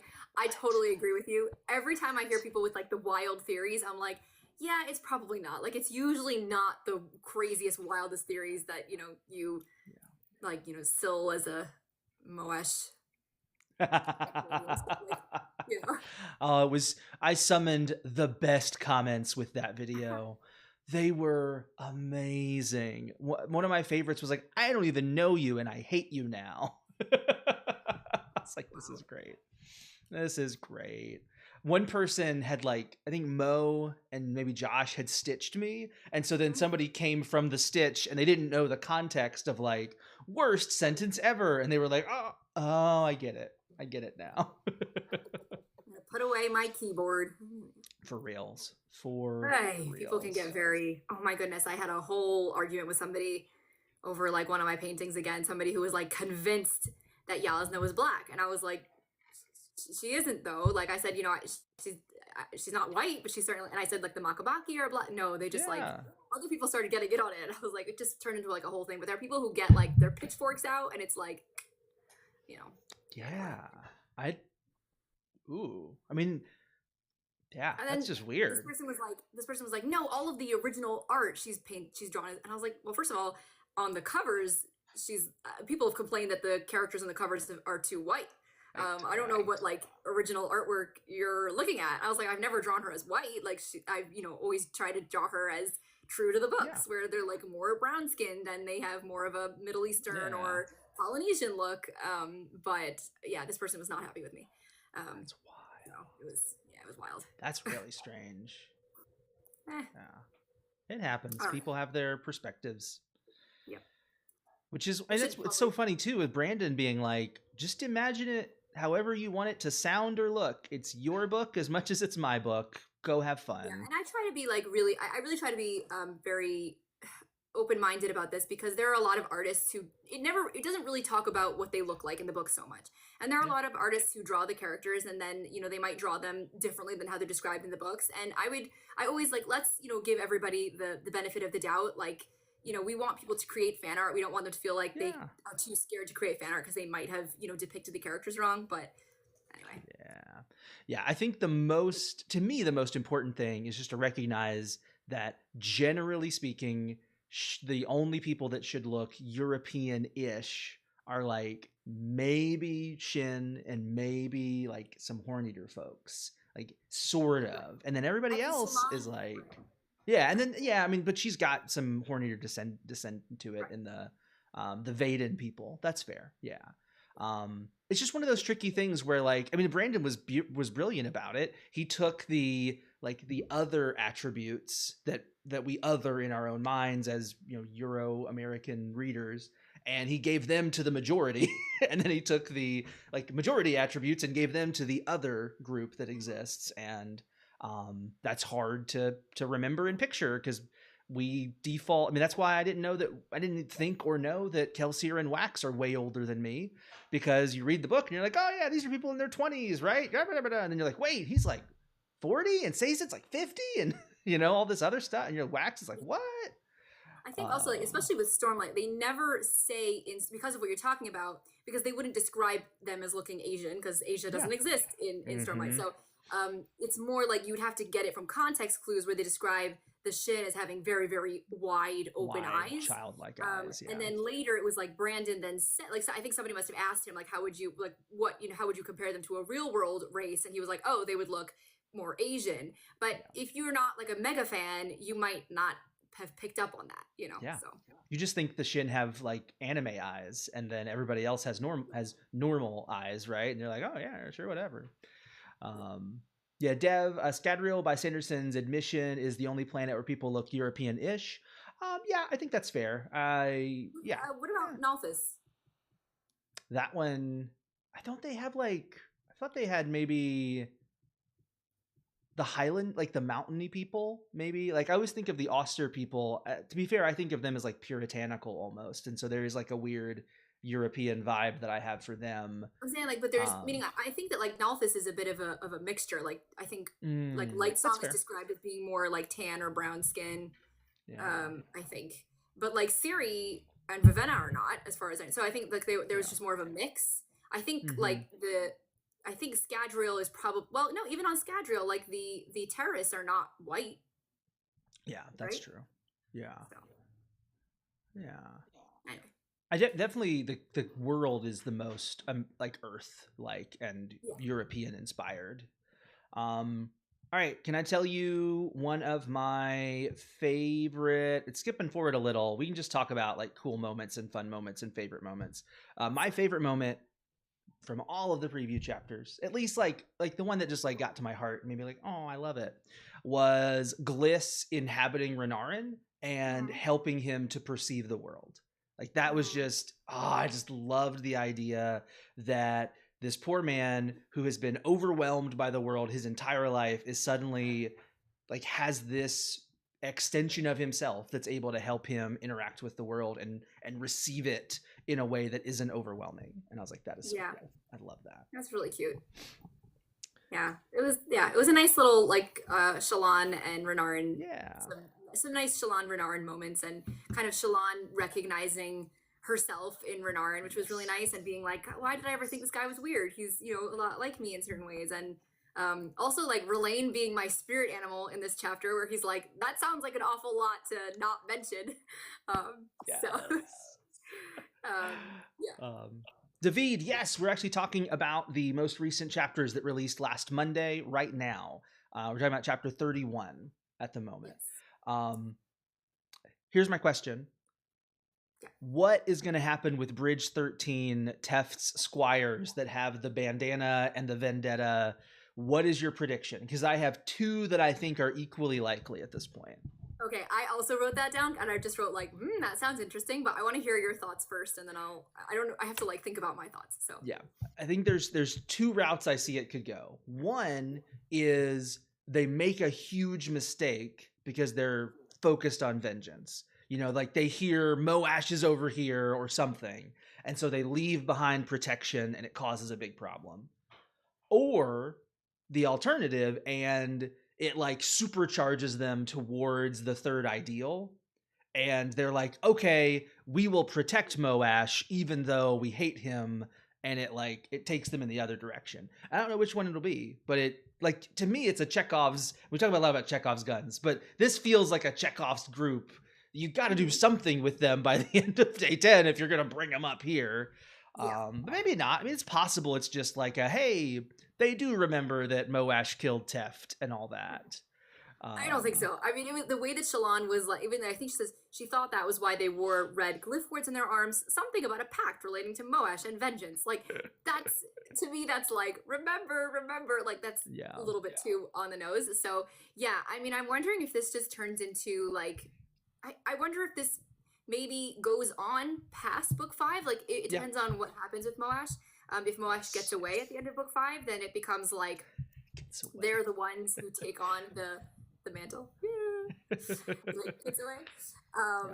Or like, it was very interesting to me. That like kind of was, I mean, it's dangerous for, I think, Windrunners to take on something like that. Especially if they made any oaths surrounding it. It seems like kind of a dangerous thing to do. It's also That's like, what I'm saying it's huge. It's literally Kaladin's arc in Words of Radiance, right? Like it literally is. he had an oath of vengeance against Amaram, and it caused him all sorts of problems. So I don't think it's a good thing. Like, it can't possibly be good that these Windrunner, unless it attracts a different Spren, right? And they stop being Windrunner squires, and instead they had maybe. All right, here's your pitch. They will be part of the group that Sigil takes over to the Skybreakers, and that'll be the connection. I like that a lot, actually, because this does sound much more Skybreaker than Windrunner. Yes. And also, like, the fact that it's red in the Stormlight usually signifies corruption, Yes. or at least something being changed. So I thought that was really interesting.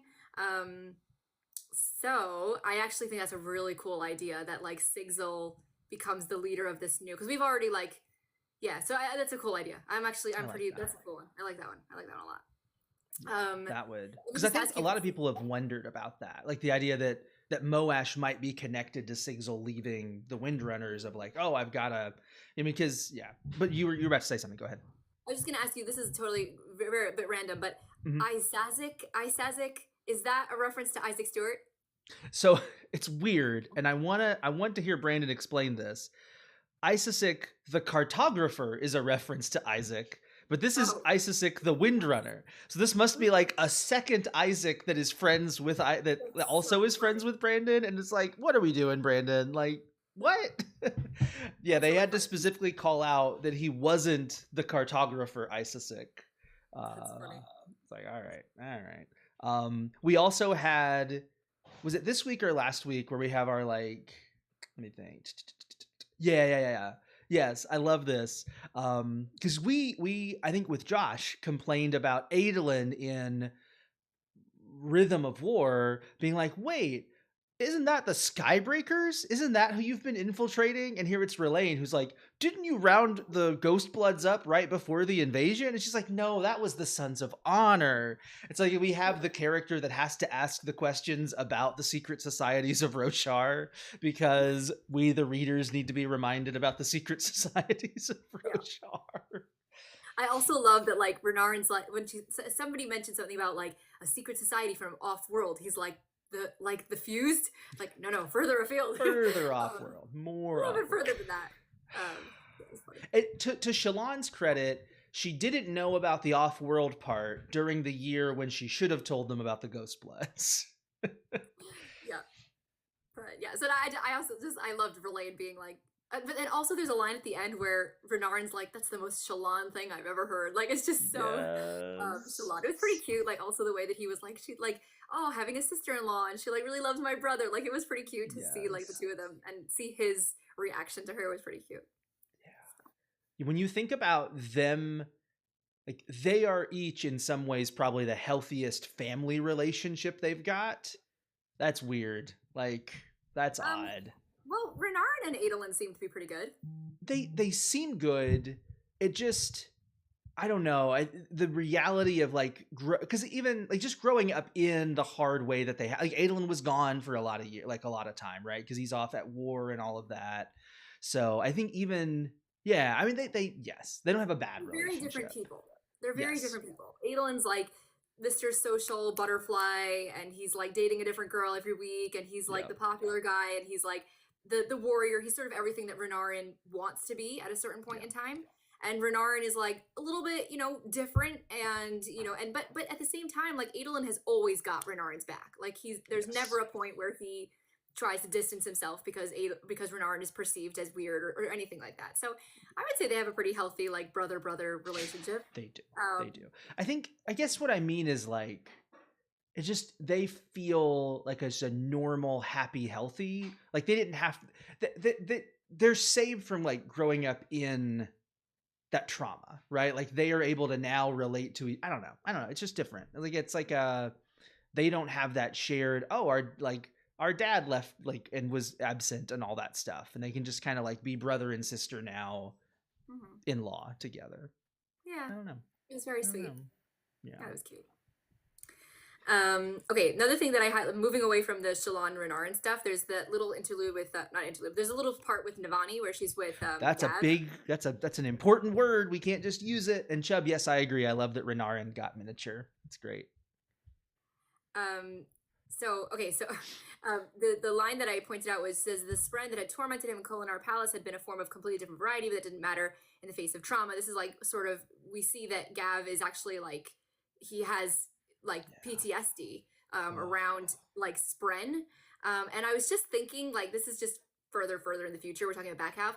Wouldn't it be incredible to see an arc where Gav becomes radiant, like I'm talking about, and him having to wrestle with, I love my spren, but at the same time, it's something that like I have to get over in my, it seems like such an amazing, like radiant thing. Like we see already that like PTSD would fit right into like, you know, a radiant, you know, needing a spren to fill that. It would just be such a, like, I think it would just be such a phenomenal arc. So I'm getting like more and more excited about like Gav as a character in 10 years. But I just thought it was like a nice little moment between them.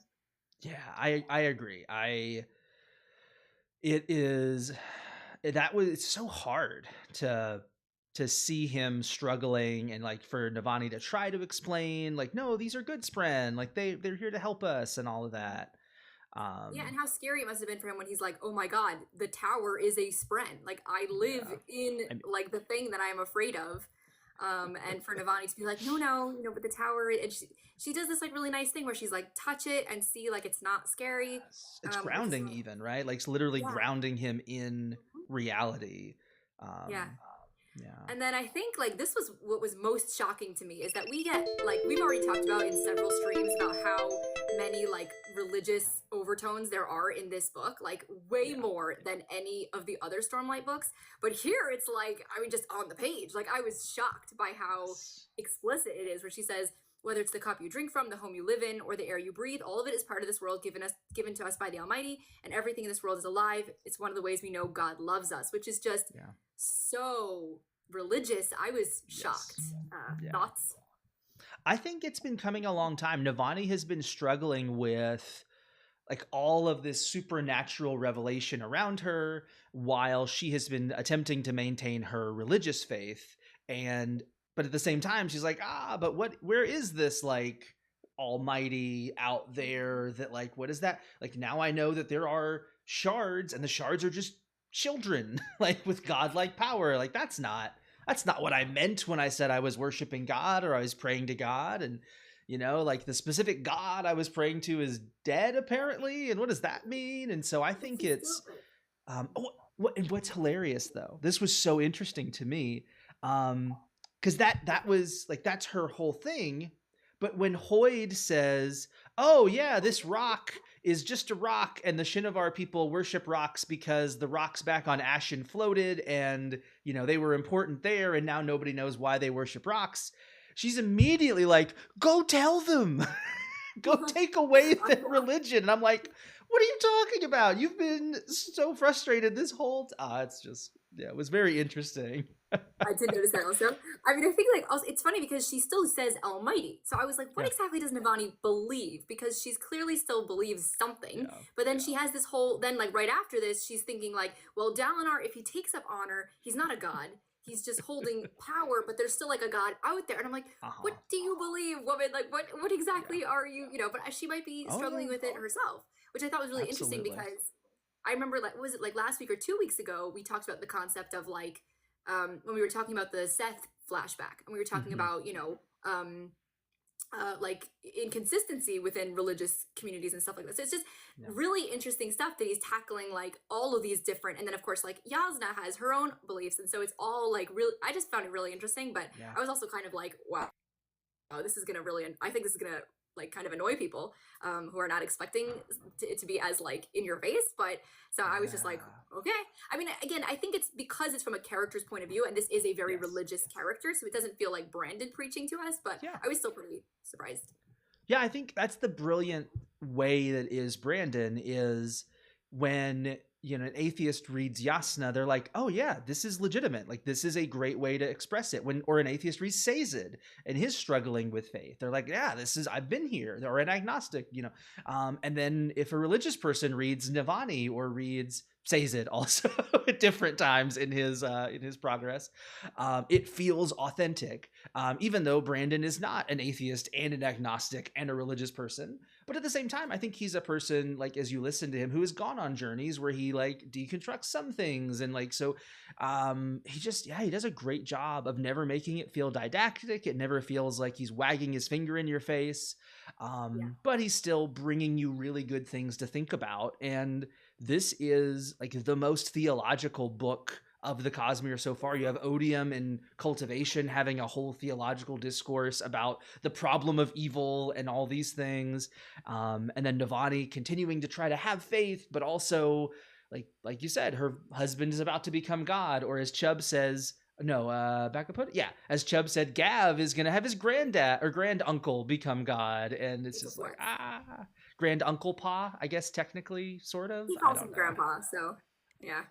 That makes me feel so happy because I've tried to call him Grandpa so many times, and I'm like, wait, is that right? Like, I think it's still technically right from a family tree perspective. He's married to his grandmother, so Yes. it gets a little muddled there, but yeah. I mean, I like to touch on like a little bit of a controversial point, but I'm not going to make it too controversial. There was sort of this idea going around of like whether or not reading is political. And I was thinking about it in this case where I was like, somebody who is very religious could say Stormlight Archive is a religious book. Like, look at how much religious symbolism is in here. But I think that that's sort of the point, is that like, depending on your worldview is how you experience media. And so that, like, just because there's all these religious overtones in Stormlight doesn't necessarily mean that it's a religious book. It just means that these are, overtones in the book. And I'm sure some of it is because Brandon himself is religious, but it doesn't mean that it's intention, it doesn't mean that if you're not religious that you can't read it anymore. So I was just thinking about that when I was, reading this part in particular. Yeah, I mean, I think it is foundational to the Cosmere. Cosmere is fundamentally about killing God, splitting up his power, giving it to people, and then seeing what happens. And so, like, theology is at the heart beat of the Cosmere, but then it's like, it's also just people and like humanity and what does it mean to be a person and have power and all that stuff. So I agree, right? It's not religious in like a textbook sense, but it is covering like really intense things. Couple of comments I want to go back. Chubb, yes, someone with PTSD like yourself, you love that they made the fear illogical. PTSD doesn't care about whether the thing makes sense. I have family and loved ones with PTSD, and yeah, that's like, it's one of the big struggles for me is often like figuring out, wait, is this one of those things I need to help you realize isn't logical, or is this a moment where we just need to be like, all right, this is a problem, we'll help, we'll move on. It gets tricky. And what Navani does there is like exactly what you're supposed to do, where it's like you acknowledge the fear is real, and then you kind of, there has to be something physical, so she's like, here, touch it, and also like then to she then brings in more of a religious side to it, but that's not necessary, but so yeah, she did like all the right things, I would say there. So cool. Bag of Pudding, you said, I think it's cool that even though there's proof for some things, the unexplainable still exists. Chubb, you kind of connected that as well, the God Beyond. Certainly people talk about the God Beyond, right? People pray to on Shadows of Silence, the Forest of Hell. Ironically, there's a reference to like a religion of the God Beyond. So like people talk about that. Now, what does that mean? I don't know. It's an interesting open question as to what that is. Ben, you have a question about Vasher and Zyle. I want to make sure we finish this little thread here. And then Clara Newt, you asked about Axes the Collector. So we'll make sure to cover those two. But I think at this stage, Adonalsium, we know, created a bunch of things. But I don't even know you could say that Adonalsium is capital G God in like a religious sense. Because that, just because you create a bunch of things doesn't make you a creator god of the universe and of the Cosmere and all of that. So it's an open question. I think it's really important to Brandon that there exists a thing that people believe in that is outside of provable reality. Yeah, I mean, I actually prefer it that way. I wouldn't want it to become too, like, even as myself being a very religious person, I wouldn't want it to suddenly be like, nope, this is the way that it is. Sure. I think that it's nice to have it be like kind of like our world, where there are some people who are religious and some people who aren't. And there's sort of like choose you can choose what you believe in terms of like whether or not there's an after, because like afterlife is discussed, but it's never like confirmed. And things like that. I mean, the fact that Adonalsium dies would lead me to say not a god, or not like, that's sort of like a precursor, but but also like it's also a fictional universe, so maybe well, and the Eerie would say that he didn't die; he just got split up into reality, and he's experiencing things, and then one day will rejoin. I mean, Brandon won't even officially say Adonalsium was a being, right? Like he said, like maybe it's a place, maybe it's a thing. Who knows? I who can say? So, ready for a Vasher question? Let's go for it. Cool. I'd like to hear your thoughts / knowledge of Vasher / Xyle use of Stormlight in lieu of breaths. I don't know a lot. We know that he came to Roshar. He'd been there before. And it seems like this time he came and realized there was a way that he could use the Stormlight instead of having to take breath from people every week to survive. My gut is that he gave, my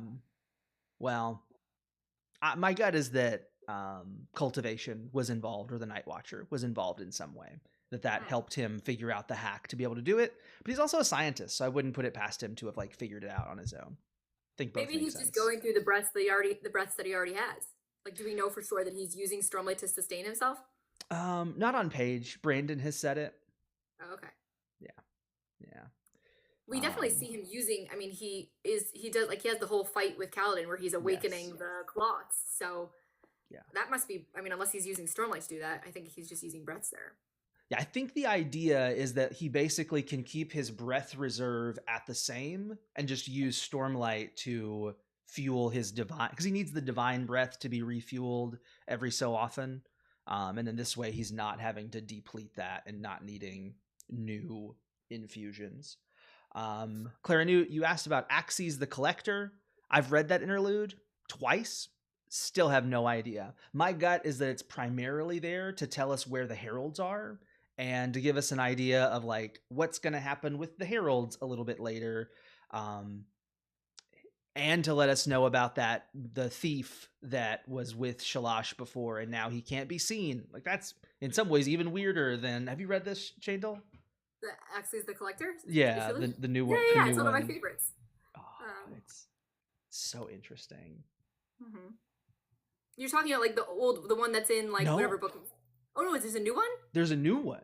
Oh no, I haven't read it. I thought you meant like the original Axes the Collector. No. This is it's very short. Technically, it's Baxil, like the thief that was with Shalash in one of the previous interludes when they were like breaking into a thing. He has like he comes in and meets with Axes and talks. It's a Brandon read it at one of the conventions within the last like 5 months, 4 months maybe 2 months even. It was real short. Like it was not long. I don't remember. I don't remember it either way, but now that you're saying it, I'm like, maybe I did hear Brandon reading it. I don't remember.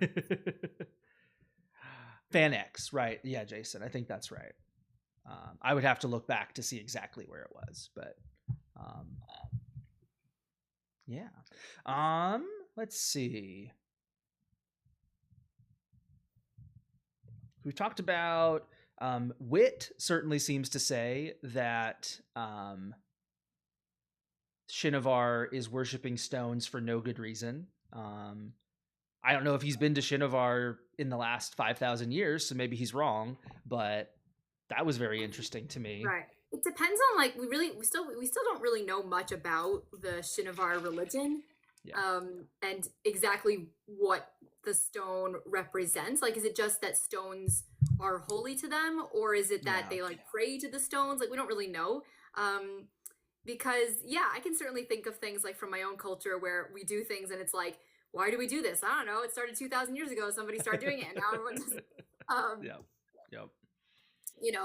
But and I thought it was actually interesting because he mentions like something. There was like a building that was made out of stone that was holy to them that then got destroyed, and I was like, this is sounding a little familiar because like the temple, yeah. Yeah, and by the way, like we have like a lot of things made out of Jerusalem stone, and it's not holy to us, but like people get jewelry made out of pieces of the kotel and stuff like that. So I was like, this sounds familiar.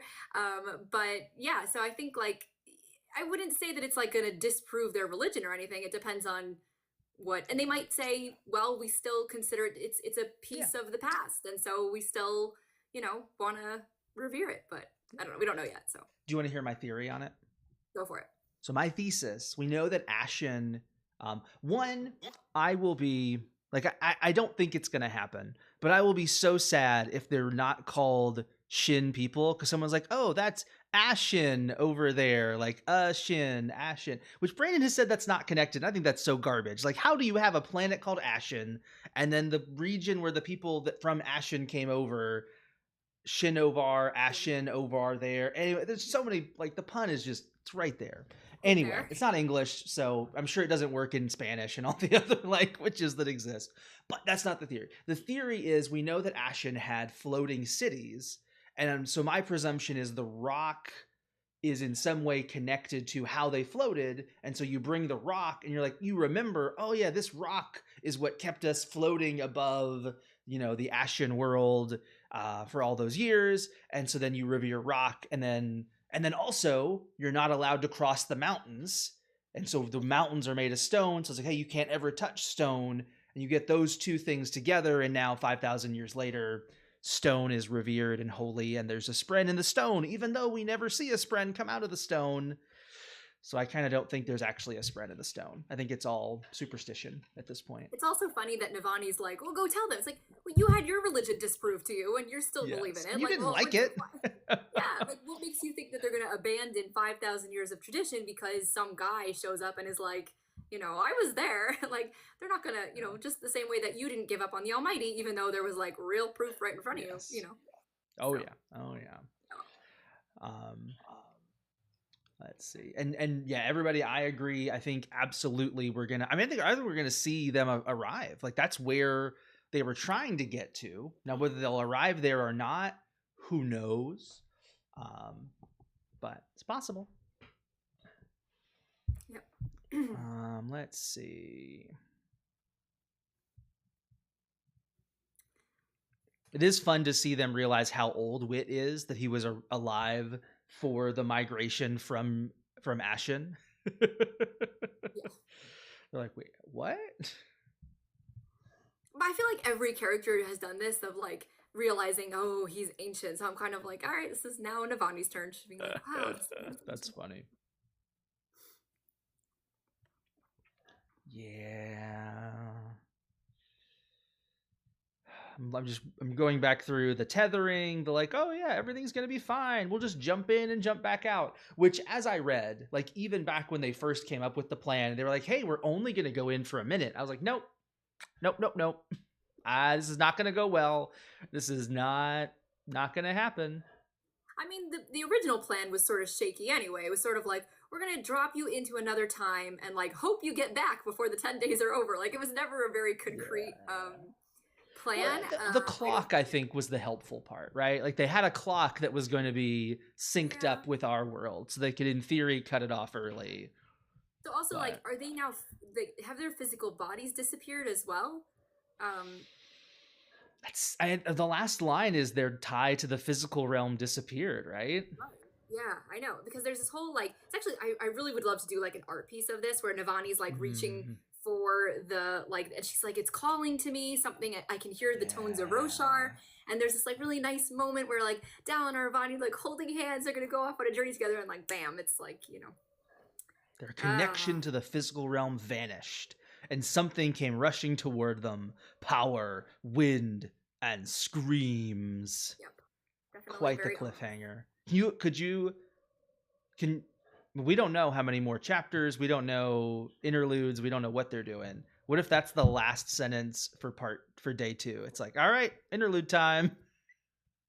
Well, okay, but you have read all of the released chapters, so you already know your Maybe. I might know. Who knows? I don't remember. Who knows? Who can say? Yeah, I would say that probably tomorrow we're going to get interludes. I would assume. I don't know. We'll find out. I would assume. I mean, if this is the last week that we're getting, because unless we get the week of Dragonsteel, which I would be kind of surprised if we did, I'm assuming tomorrow is the last week, right? Yeah, it's unclear to me still. They have 3 like things left to release. So I don't know if they'll do 3 tomorrow or 2 tomorrow and then 1 the next week.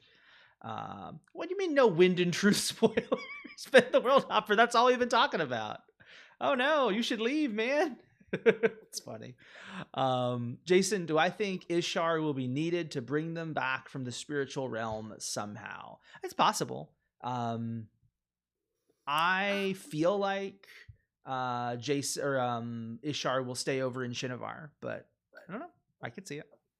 I guess Shandel has pointed out there's definitely a possibility for like mixing pre-existing planned story beats. Yeah.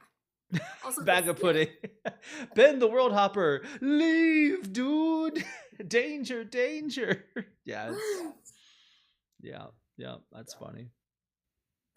Yeah, I mean, I think, like I've said, I do not believe that the story we're getting for Kaladin is like him sitting and doing like CBT with a herald. Like, it's just, I don't think that that's the story that we're getting for Kaladin. I mean, I think that'll be maybe part of it, but you know, we're gonna get some like Kaladin action scenes and stuff like that. So there's a definite possibility of them combining. You know, and also we know that the Sanderlanche tends to be all the stories combining. I don't know, it depends. Also, like, we haven't seen anything from Adolin yet. We don't really know what Shallan is going to be doing. So, yeah, I mean, I've said, I think every week, I'm like, what is this book about? What is this book about? So I think now, hopefully, we're starting to get a little more of a insight, but we'll see. And do you think that Lift went with them? Because they make a mention of Lift. Like, Shallan sees her like spying around. So do we think that like she gets sucked in with them, or? I was just about to ask you that. So it says, because it says screams came rushing toward them. That to me feels like we've got some people getting pulled along as well. Like Lift and Gav, maybe. Very possible. When they talk about Lift in there, they talk about a green thing, which I assumed that was Wendell. And then there was another person, which could be Mink, because the Mink has been traveling around with Lift in air vents as well, or like has been sneaking around. Sorry? Didn't the Mink go back to? We don't know if he left yet, right? He left Dalinar, but you're right. I mean, it wouldn't make a lot of sense for him to be sneaking around still.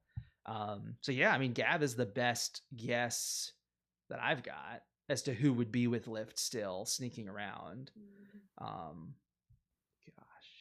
We'll see. I have this problem where when I read Eyatl's name quickly, I think it's Ela every time. And I spend like 10 seconds going, wait, Ela's dead. Like what? Why is Ela in this book? It's bad. Some of the same yeah, letters. it's like and like, cause you know, yeah. And I listen to all these anyway, so I never see their names. We had some quick questions. Go ahead. Yeah, please. By the way, I'm so okay. Last time I felt so bad because I had were we talking about like Kate Redding? And I was like, I was like, but something about like her accent. I was like, no, she doesn't sound like she's American. And somebody was like, she's from Brooklyn. And I went and looked it up, and she lived in England for many years. So, because I was like, there's no way. I was like, I have heard the Brooklyn accent, and that ain't it. And I was like, I'm convinced. So she was born in America and then moved to England as a child. And that's why, because today I was watching on YouTube, Brandon has like an interview with Michael Kramer and Kate Redding. And I was like, she sounds British. I'm like, there's just no way that she's originally from Brooklyn. And so I looked it up on Wikipedia, which is never wrong. And it said that she did grow up in England. So that's why she sounds like, she doesn't sound entirely British, but I was like, I knew there was something with, so I just wanted to get that in there. No, I appreciate that. Yeah. Yeah, because I was like, I must be going crazy. Anyway. That's funny. That is funny. Oh, man. Let's see. Hunter Gray, you asked a while ago. I apologize. What order of Radiant do you think has the highest potential of power? I probably agree Bondsmith, especially Unchained Bondsmith, is like super broken. If you're just talking about like destruction, it would be whoever the Skybreakers and Dustbringers. because they have division, and you can start like Dustbringers, especially. I mean, they were known for like bringing the dust, like leveling cities, if they had to. So I think that's in terms of like destruction power, but in terms of high potential power, I'd say Bondsmith. Yeah, I think you have to go with Bond, especially since there are only ever 3 Bondsmith at a time, would kind of clue you into the fact that like the world can't handle more than 3. Yeah. Well, and it's like, what do you mean by power, right? It's like Navani can power an entire tower of radiance at once. That's the highest potential of power, but she can only do it in the tower. So it's like, and then Dalinar can like give you the perpendicularity, but it's only in like one spot. So it's like kind of interesting. Like, what do you mean by potential power? Right. I mean, we don't know what else Navani can do because we've only ever seen her powering the tower, but could be she could also open up the perpendicularity. It could be she could also do like the languages, like forming connections, and, and we don't even really know what Dalinar can do yet. So Cabranor, you asked, or Cabranor, I don't know. We'll go with Cabranor. Why not? Is Wind and Truth about Yasna's backstory? You unfortunately have approximately, I'm just going to guess, 30 years to wait for Yasna's backstory. It is tentatively planned for book 10 of the Stormlight Archive, which we have no idea what the name of that will be or when it will come out, but I would guesstimate 20 to 30 years is probably what you're looking at. Since I will be 60. Yep. Like I could have grandchildren. It's just so insane to think about. I mean, I actually heard like my friend said she was like talking to somebody on like Reddit or something, and they were like, well, I'm like 70, so I'm not starting the Cosmere because I won't be alive to finish it. And I was like, that's a depressing thought. But it's like, yeah. It is. I mean, that is one of those weird things. You have to kind of decide as you, I mean, it's kind of a silly problem to have as a fantasy reader. Like at a certain stage, you're like, do you want to start reading a book series that will not complete in your lifetime? I don't know. It's tricky. Cabranor, you also asked, is it ever talked about how she got to the 4th so fast? No, not explicitly. My gut is that going through Shadesmar in like Words of Radiance, because I think the Elsecallers have to prove themselves. Like I think similar to how Lightweavers have truths, I think Elsecallers are all about like self-achievement. So I think they have to like do a thing that like takes them to, they're like, I have, like the Skybreakers have to do a crusade, right? And so I just think the Elsecallers, I think her journey through Shadesmar in Words of Radiance satisfied like 3rd and 4th oath for her, maybe 4th oath. Like I think she had her blade in Words of Radiance, and then her journey through Shadesmar earned her the plate. That's kind of my guess. But you think like that recently that she earned 4th ideal? I do. Yeah. I think that the biggest hint in text is when she comes back, she talks to Shallan, and Shallan refers to herself as a Knight Radiant, and Yasna says, "Where is your plate?" And then she's shown in text using it later in Oathbringer. So to me, it kind of like just narratively would make sense if she'd recently gotten it. Now she's using it. But we hadn't seen her a lot before that. So it's like, maybe, I don't know.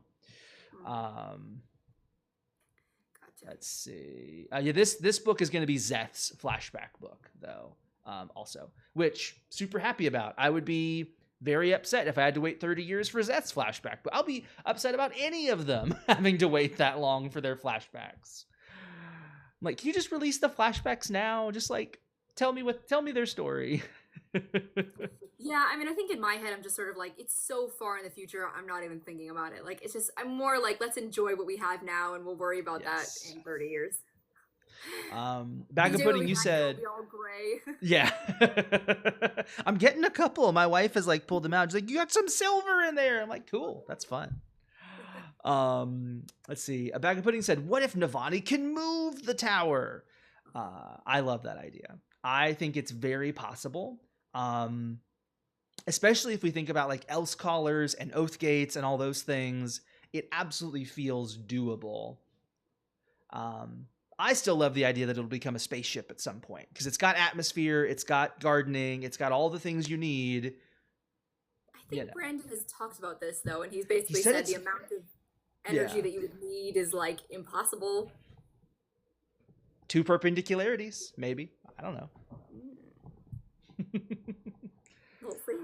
What about Mishram being the third bondsmith Spren, taking over the place of the Night Watcher? So Ba'ado Mishram pops out and makes a bondsmith. Like a corrupted bondsmith. Yeah, or not even just corrupted, just a bondsmith aligned with Odium's power, not necessarily aligned with Odium.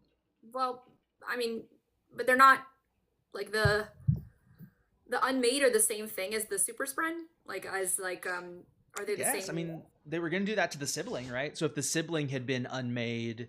Oh, I see what you're saying. Yeah. I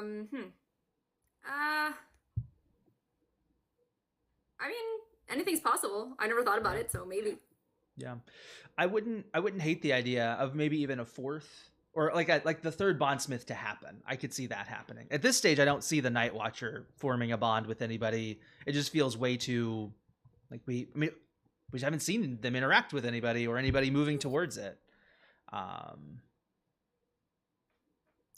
Back of Pudding, you said, I'm not against Mishram not being an unmade, like she was the Night Watcher bondsmith. You might need to restate that because there are two knots in that, and there's a was the bondsmith Night Watcher bondsmith. So I don't think I followed that correctly. And John S., I could definitely see Elsecaller being external truths. And we know that she discovered the truth about the Radiant's past while she was in Shadesmar. So it is very possible that they have to uncover some external truth. I think I tend to assume the Truth Watchers do that, though. That's their thing, is like Lightweavers do the internal truths, and then Truth Watchers do the external. But it's unclear. Who knows? What do you mean by an external truth? Like a truth about the world as opposed to a truth that's about yourself. That's not that hard, though. Well, it'd have to be impressive to your Spren, right? Like it would have to show dedication to that. Is Mishram not a Spren? I think Mishram has to be a Spren of some kind, given that she was giving powers. But I like where you're going. It's just she's certainly, of all of the Unmade, she is described as the most personal, right? The most persona, the most being of all of them. Well, what about like Ja'anat? Ja'anat seems very. Yeah, I think that when we get to know Ba'ado Mishram's past, like she will be even a level above where Ja'anat is. But I think they're very comparable. Growing on me. She's really growing on me. Oh yeah. Well, but she's had what 5,000 years to like develop into her personality as well. And we know that Mishram was doing it. Appearing in reflections is a really cool. Yes. Visual. I wish that the rest of the Unmade had more things like that, because that is a really cool aspect of Ja'anat. Well, what was the one that was what was the one in the beginning of Oathbringer, I think it is? Oh, I don't remember. The one that Adolin and Shallan hunt down? Oh, Midnight Mother? The Midnight Mother? Yeah. Because she sends the Midnight Essence out and creates the fake murderers and all that. Right. That's also cool. Yeah. Oh, that's a great. I actually want to use that as like a hook in a Cosmere RPG at some point. Like they're in a little village and there's a murder that happens and you like go and pursue it and it's like, oh, it's a Midnight Essence that was doing it, and that'd be terrifying. Oh goodness. Oh, and then we have like super annoying Windrunners running away from the important thing they're supposed to do to go and protect some people. And I'm like, Dalinar, the person you were supposed to protect. But I mean, that's fourth ideal, right? Accepting that you can't protect everybody. It makes sense that they wouldn't be able to handle that. I also love that Mraize is like, they're so easy to manipulate. It's like, yeah, they're like they're like the hero, right? Whereas like, you know, sacrifice the rest of the world because this one girl is in danger. You know. Yeah. So frustrating though. Yeah. Good thing we have Shallan, who's like, nope, I don't care.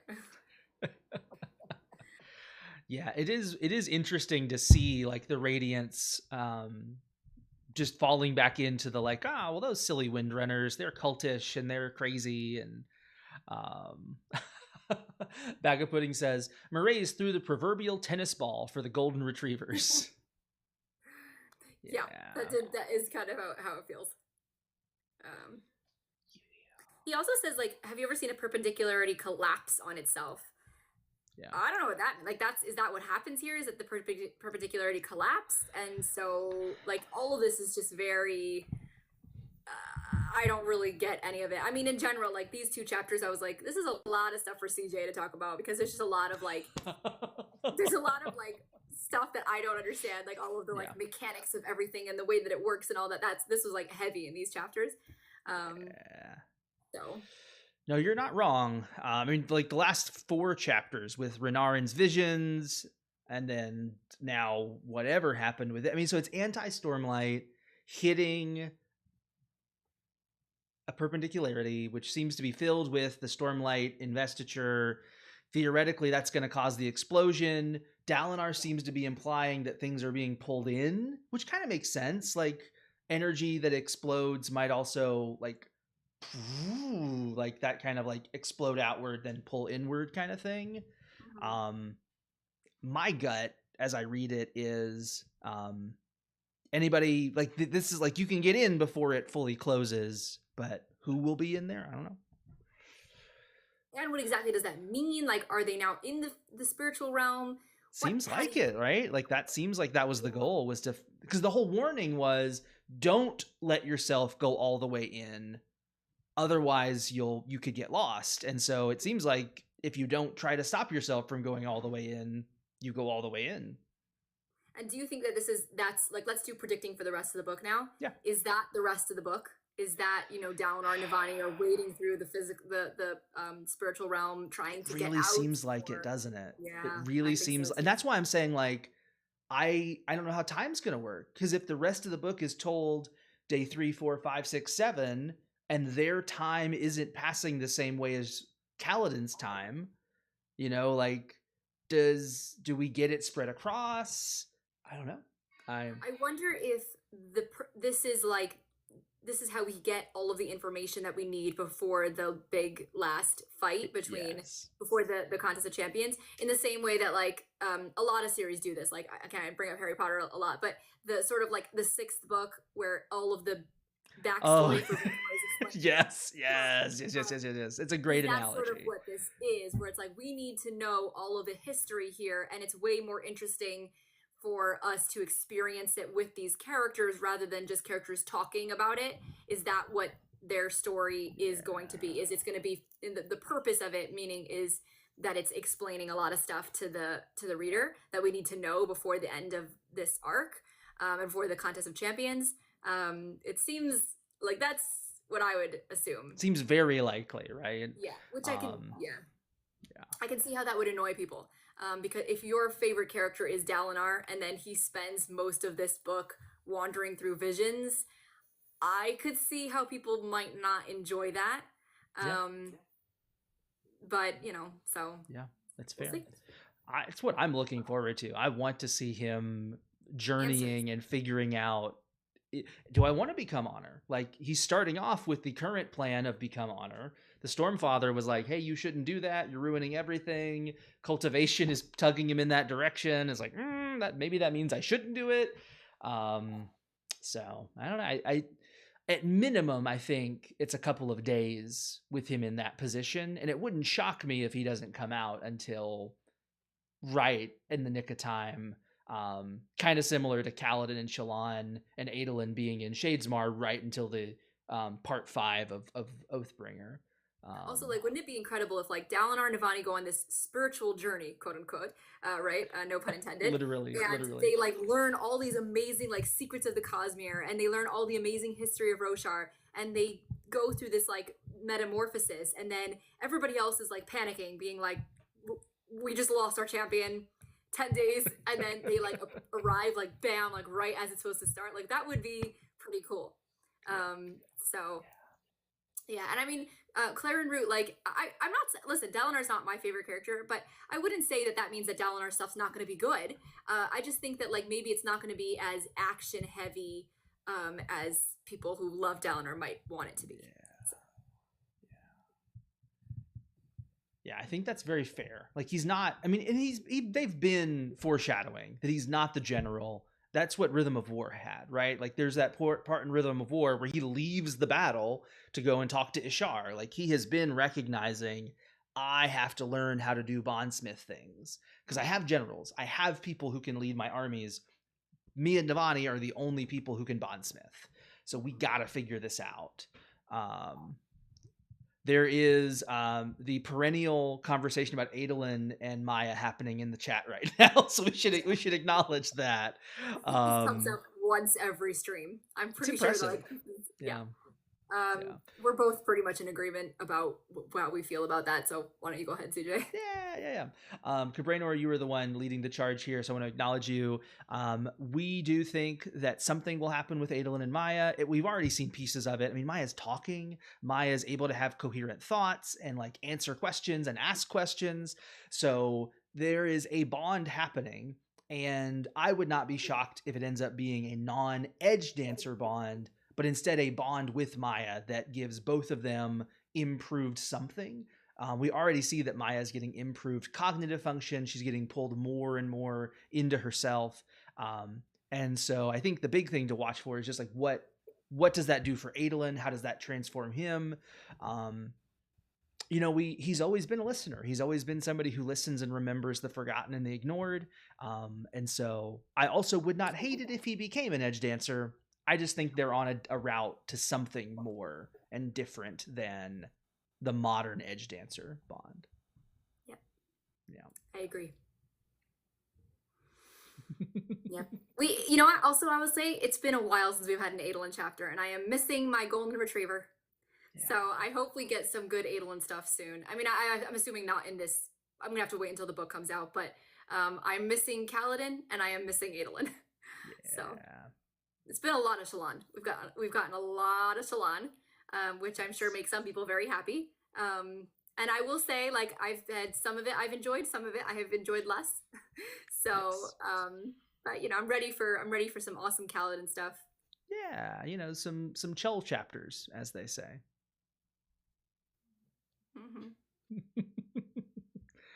Mm-hmm. Let's see. Who are your picks for interludes? Because you said you're expecting interludes tomorrow. Who do you want to see? I mean, I think it would actually be really interesting to see an interlude from Gav's perspective. I don't think we will, because I think there's just been too much with him. And I think it needs to be a little bit more like story. That's fair. We could see a Syl interlude, or a Spren interlude, an interlude from one of the Spren. We could see maybe a Windrunner that we haven't, maybe I like that. Some Windrunner. I mean, it would be cool to get like a Mraize interlude. I don't think it's gonna happen, but that would be cool. Yeah, we haven't mentioned that explicitly. Do you think he got sucked in? Because that was certainly his goal. He wanted to get sucked in with Dalinar. Mm-hmm. So do you think he accomplished that by tossing his knife? I mean, it depends. I'm not really sure exactly what happened. So it's like, would he have to Sure, yeah. Would he have to jump into that thing? I don't really know. It was so a little bit esoteric where I was kind of like, what's happening here? So I don't know. I would assume why would he do it if he wasn't going to get in? That's their whole goal. That's the MO. So, I'm assuming that unless and otherwise he would just be stuck with Shallan. What does that get him? So yeah, I would assume that he got in. I don't know what his plan is for getting out. Considering, it doesn't seem like he had a very good plan for he's just information, Bottle Mishram, maybe I'll get out at some point. Well, he's got the Enlightened Spren with him, right? So he's got an Enlightened Spren, and Yatil has an Enlightened Spren. So I think he, similarly to Shallan with Renarin and Rlain, is assuming, these Enlightened Spren are going to be able to get me back out. Do you think Shallan got sucked in? The explosion and the screams make me feel like everybody nearby is just sucked in. That's my assumption. Mm-hmm.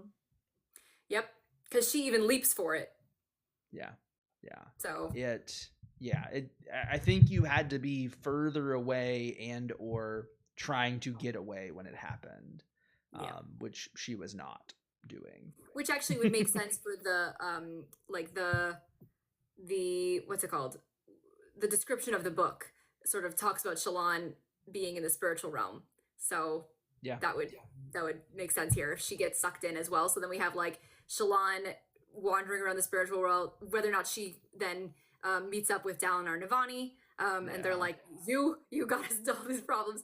So that could be interesting too. She ends up at, so here's a prediction for you. She ends up at humanity arriving in Shinovar without any idea of what's going on. And Dalinar ends up somewhere completely different. And she sees her mom walk out and she goes, "Mom?" That'd be a chill moment for me. That would it'd give me chills. That'd be so great. Or you could have like a real Darth Vader moment and be like, "Search your feelings, you know it to be true." Like the whole that's impossible. Like that would actually be kind of funny if she low-key couldn't accept it the whole time. It was like, yeah, that woman does look an awful lot like my mom. Yeah. That's weird. Like, gosh, I guess the Veden are distantly related to Chenneret. Yeah. Oh gosh. I mean, that's the logical assumption, right? Like, if you see someone that looks like your mom from 6,000 years ago, you're not gonna be like, "Oh, hey, mom, how you doing?" You'd be like, "Wow, that person must be an ancestor of my mom." Right. Yeah.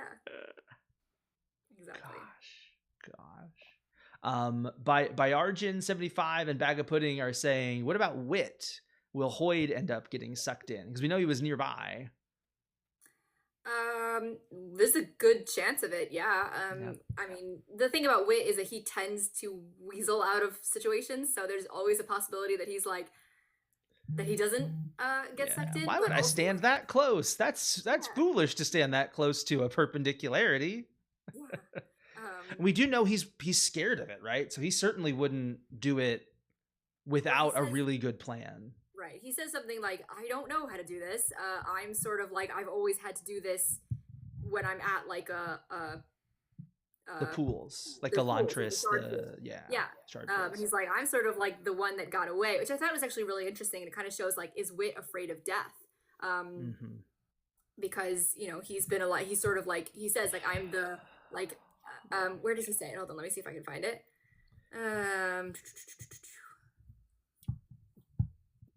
Hold on. Nope, I'm in the wrong place. 1 second. Enrique, good evening. Oh, Michael.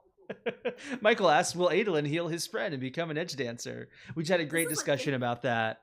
This is the thing that everybody wants to know. Yeah, he will heal his friend. And it's funny, it almost, I don't know, Michael, I can't remember if you've asked this before that way, but we've been asked that question almost in exactly that phrasing. And the answer we have is he will heal his friend, but he will become something different than an edge dancer, is the simple way to answer that. It's that question that we always get, and we always get, what do you think the fifth ideal will be? Fifth ideal for Caladan. We haven't gotten that one this time, but... Yeah. I'll give it a second. I'm sure it'll pop up. Okay. Oh, he says, I can feel that place calling me. Perhaps it knows I rejected it once. I am the fish that escaped the hook. So, I mean, that's also like a little bit like foreshadowing too. Yeah, he gets stuck there as well. Yeah. I mean, I think that's really interesting to think about Hoyd rejecting a shard, because what is it to be a vessel of a shard but to die to a certain extent, right? You lose who you are as a person. And you become a version of yourself that's influenced by honor or cultivation or preservation or whatever.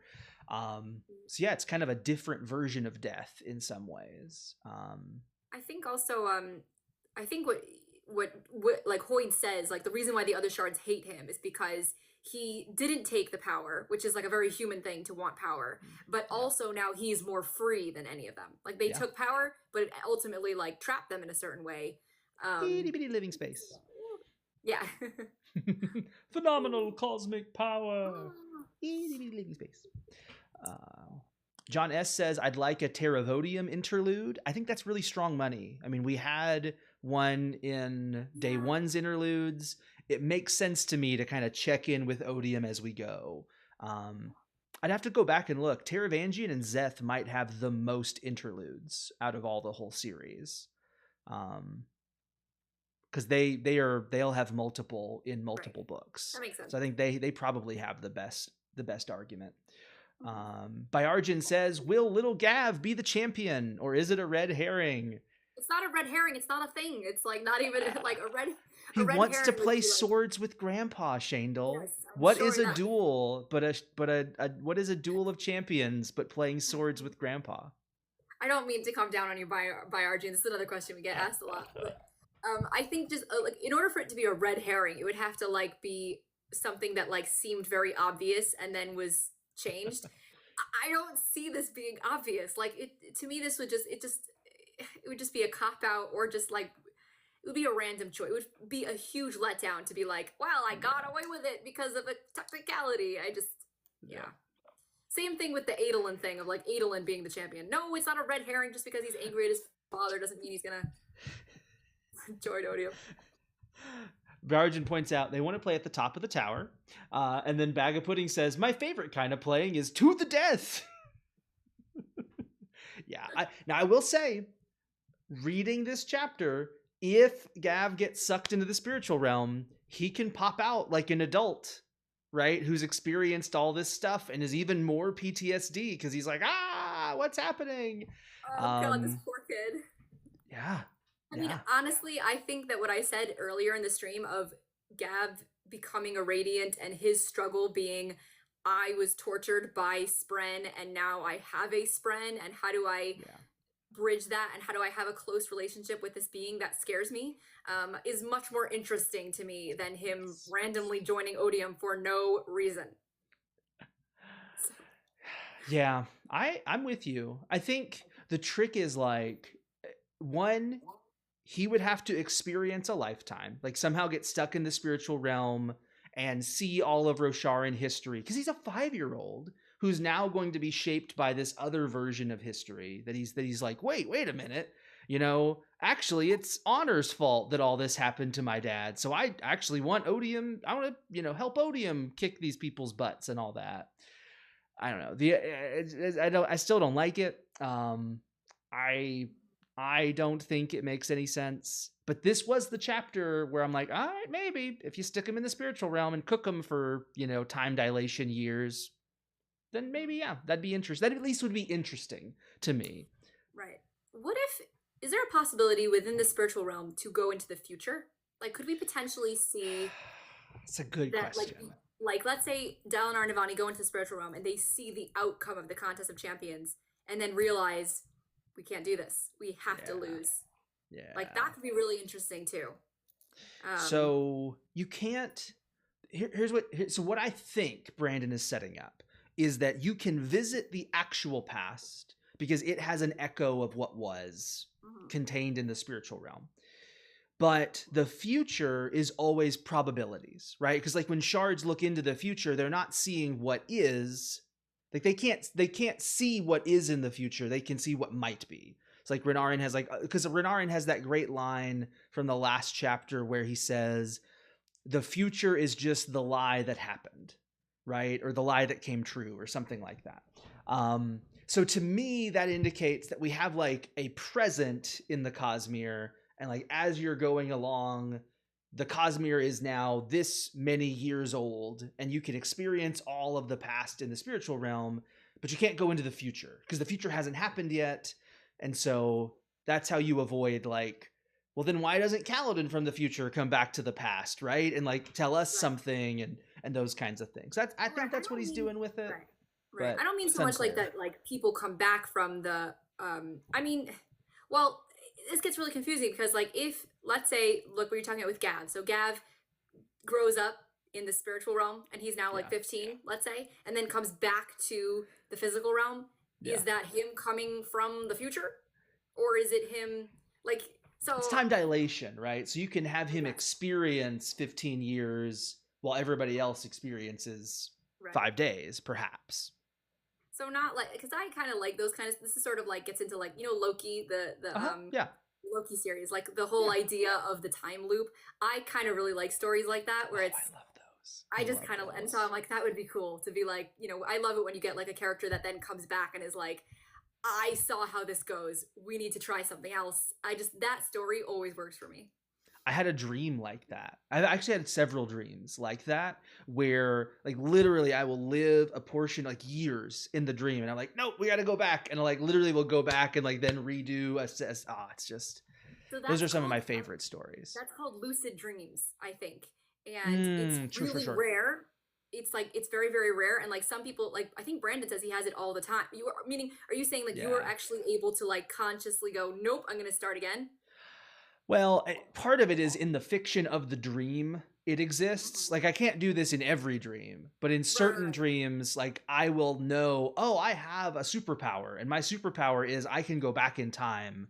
And like, so it's not true lucid dreaming, because in lucid dreaming, I'm just like, oh wait, I'm dreaming, I can do whatever I want, boom. And I have that sometimes. But yeah, Brandon talks about like directing his dreams. He's like, no, that's not believable. Like, let's back that up a little bit. And it's like, oh my gosh, Brandon.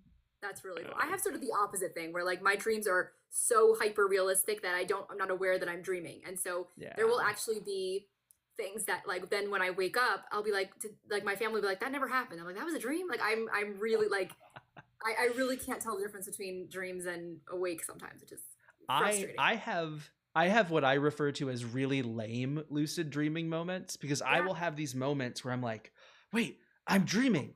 Let me fly.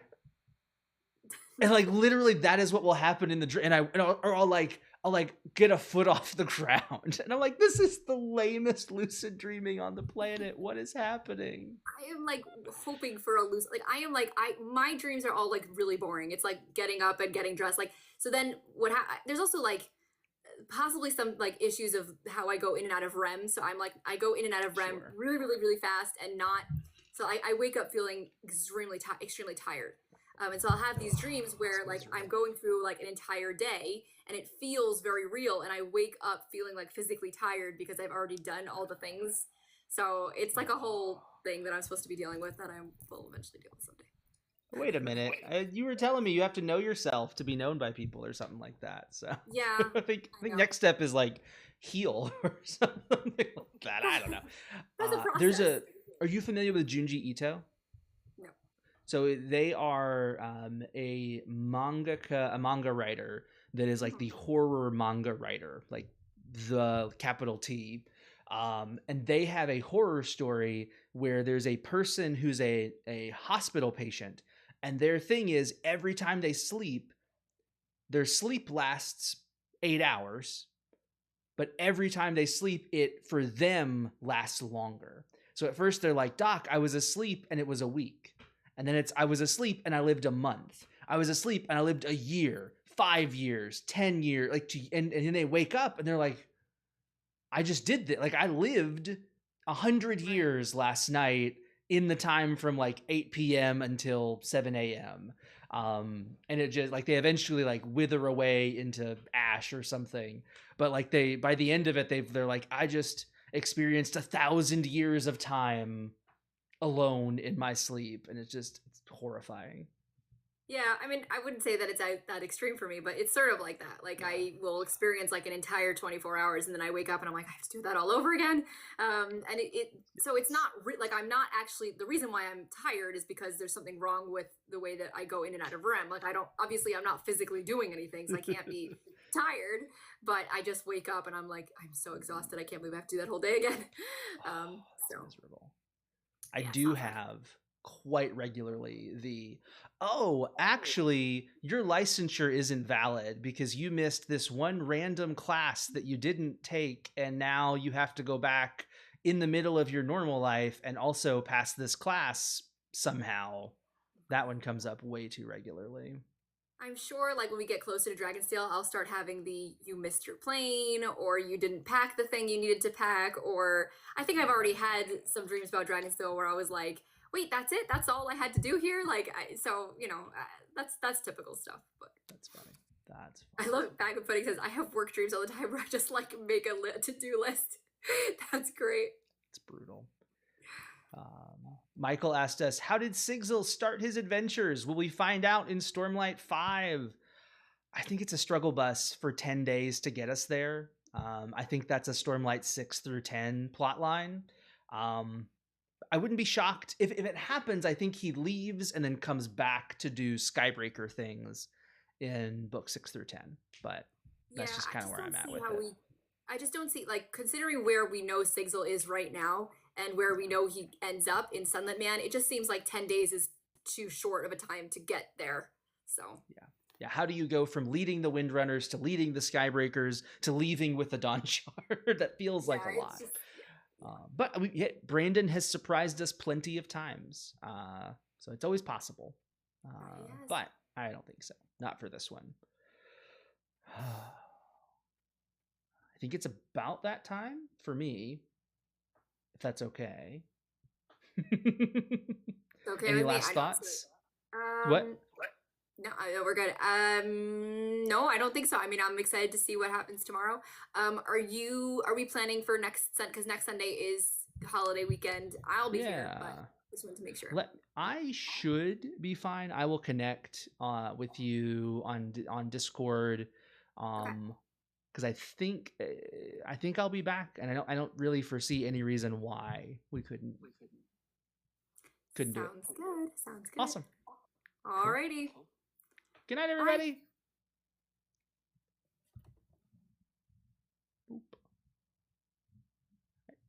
Jason, you were asking who the next chapters are. Anybody who doesn't want to be spoiled for something that gets released in 5 hours, feel free to head out. This is your warning. 5, 4, 3, 2, 1. We get an aftermath at Urithiru with the what happened, so we get that confirmed as to like who stuff. And we also get Kaladin, so we get to see Kaladin and Szeth have their little kumbaya stew moment. And then that's the last chapter, and then we have interludes, two more interludes. So I'll be interested to see if they release all 3 tomorrow. I have no idea what their plan is there. But yeah, it is exciting. It's a good these last 2 chapters are a great way to end day 2, and we'll leave you ready for day 3. Interludes are El and Odium. So look forward to that. I will see y'all next week. El was a surprise to me, but I was glad that he was coming back, because El's storyline, I'm very excited to see where that goes and what is going on with him. Yeah. All right. Jason, Bag of Pudding, Cabrenor, everybody else here. Thank you all for joining, and I'll see you next week.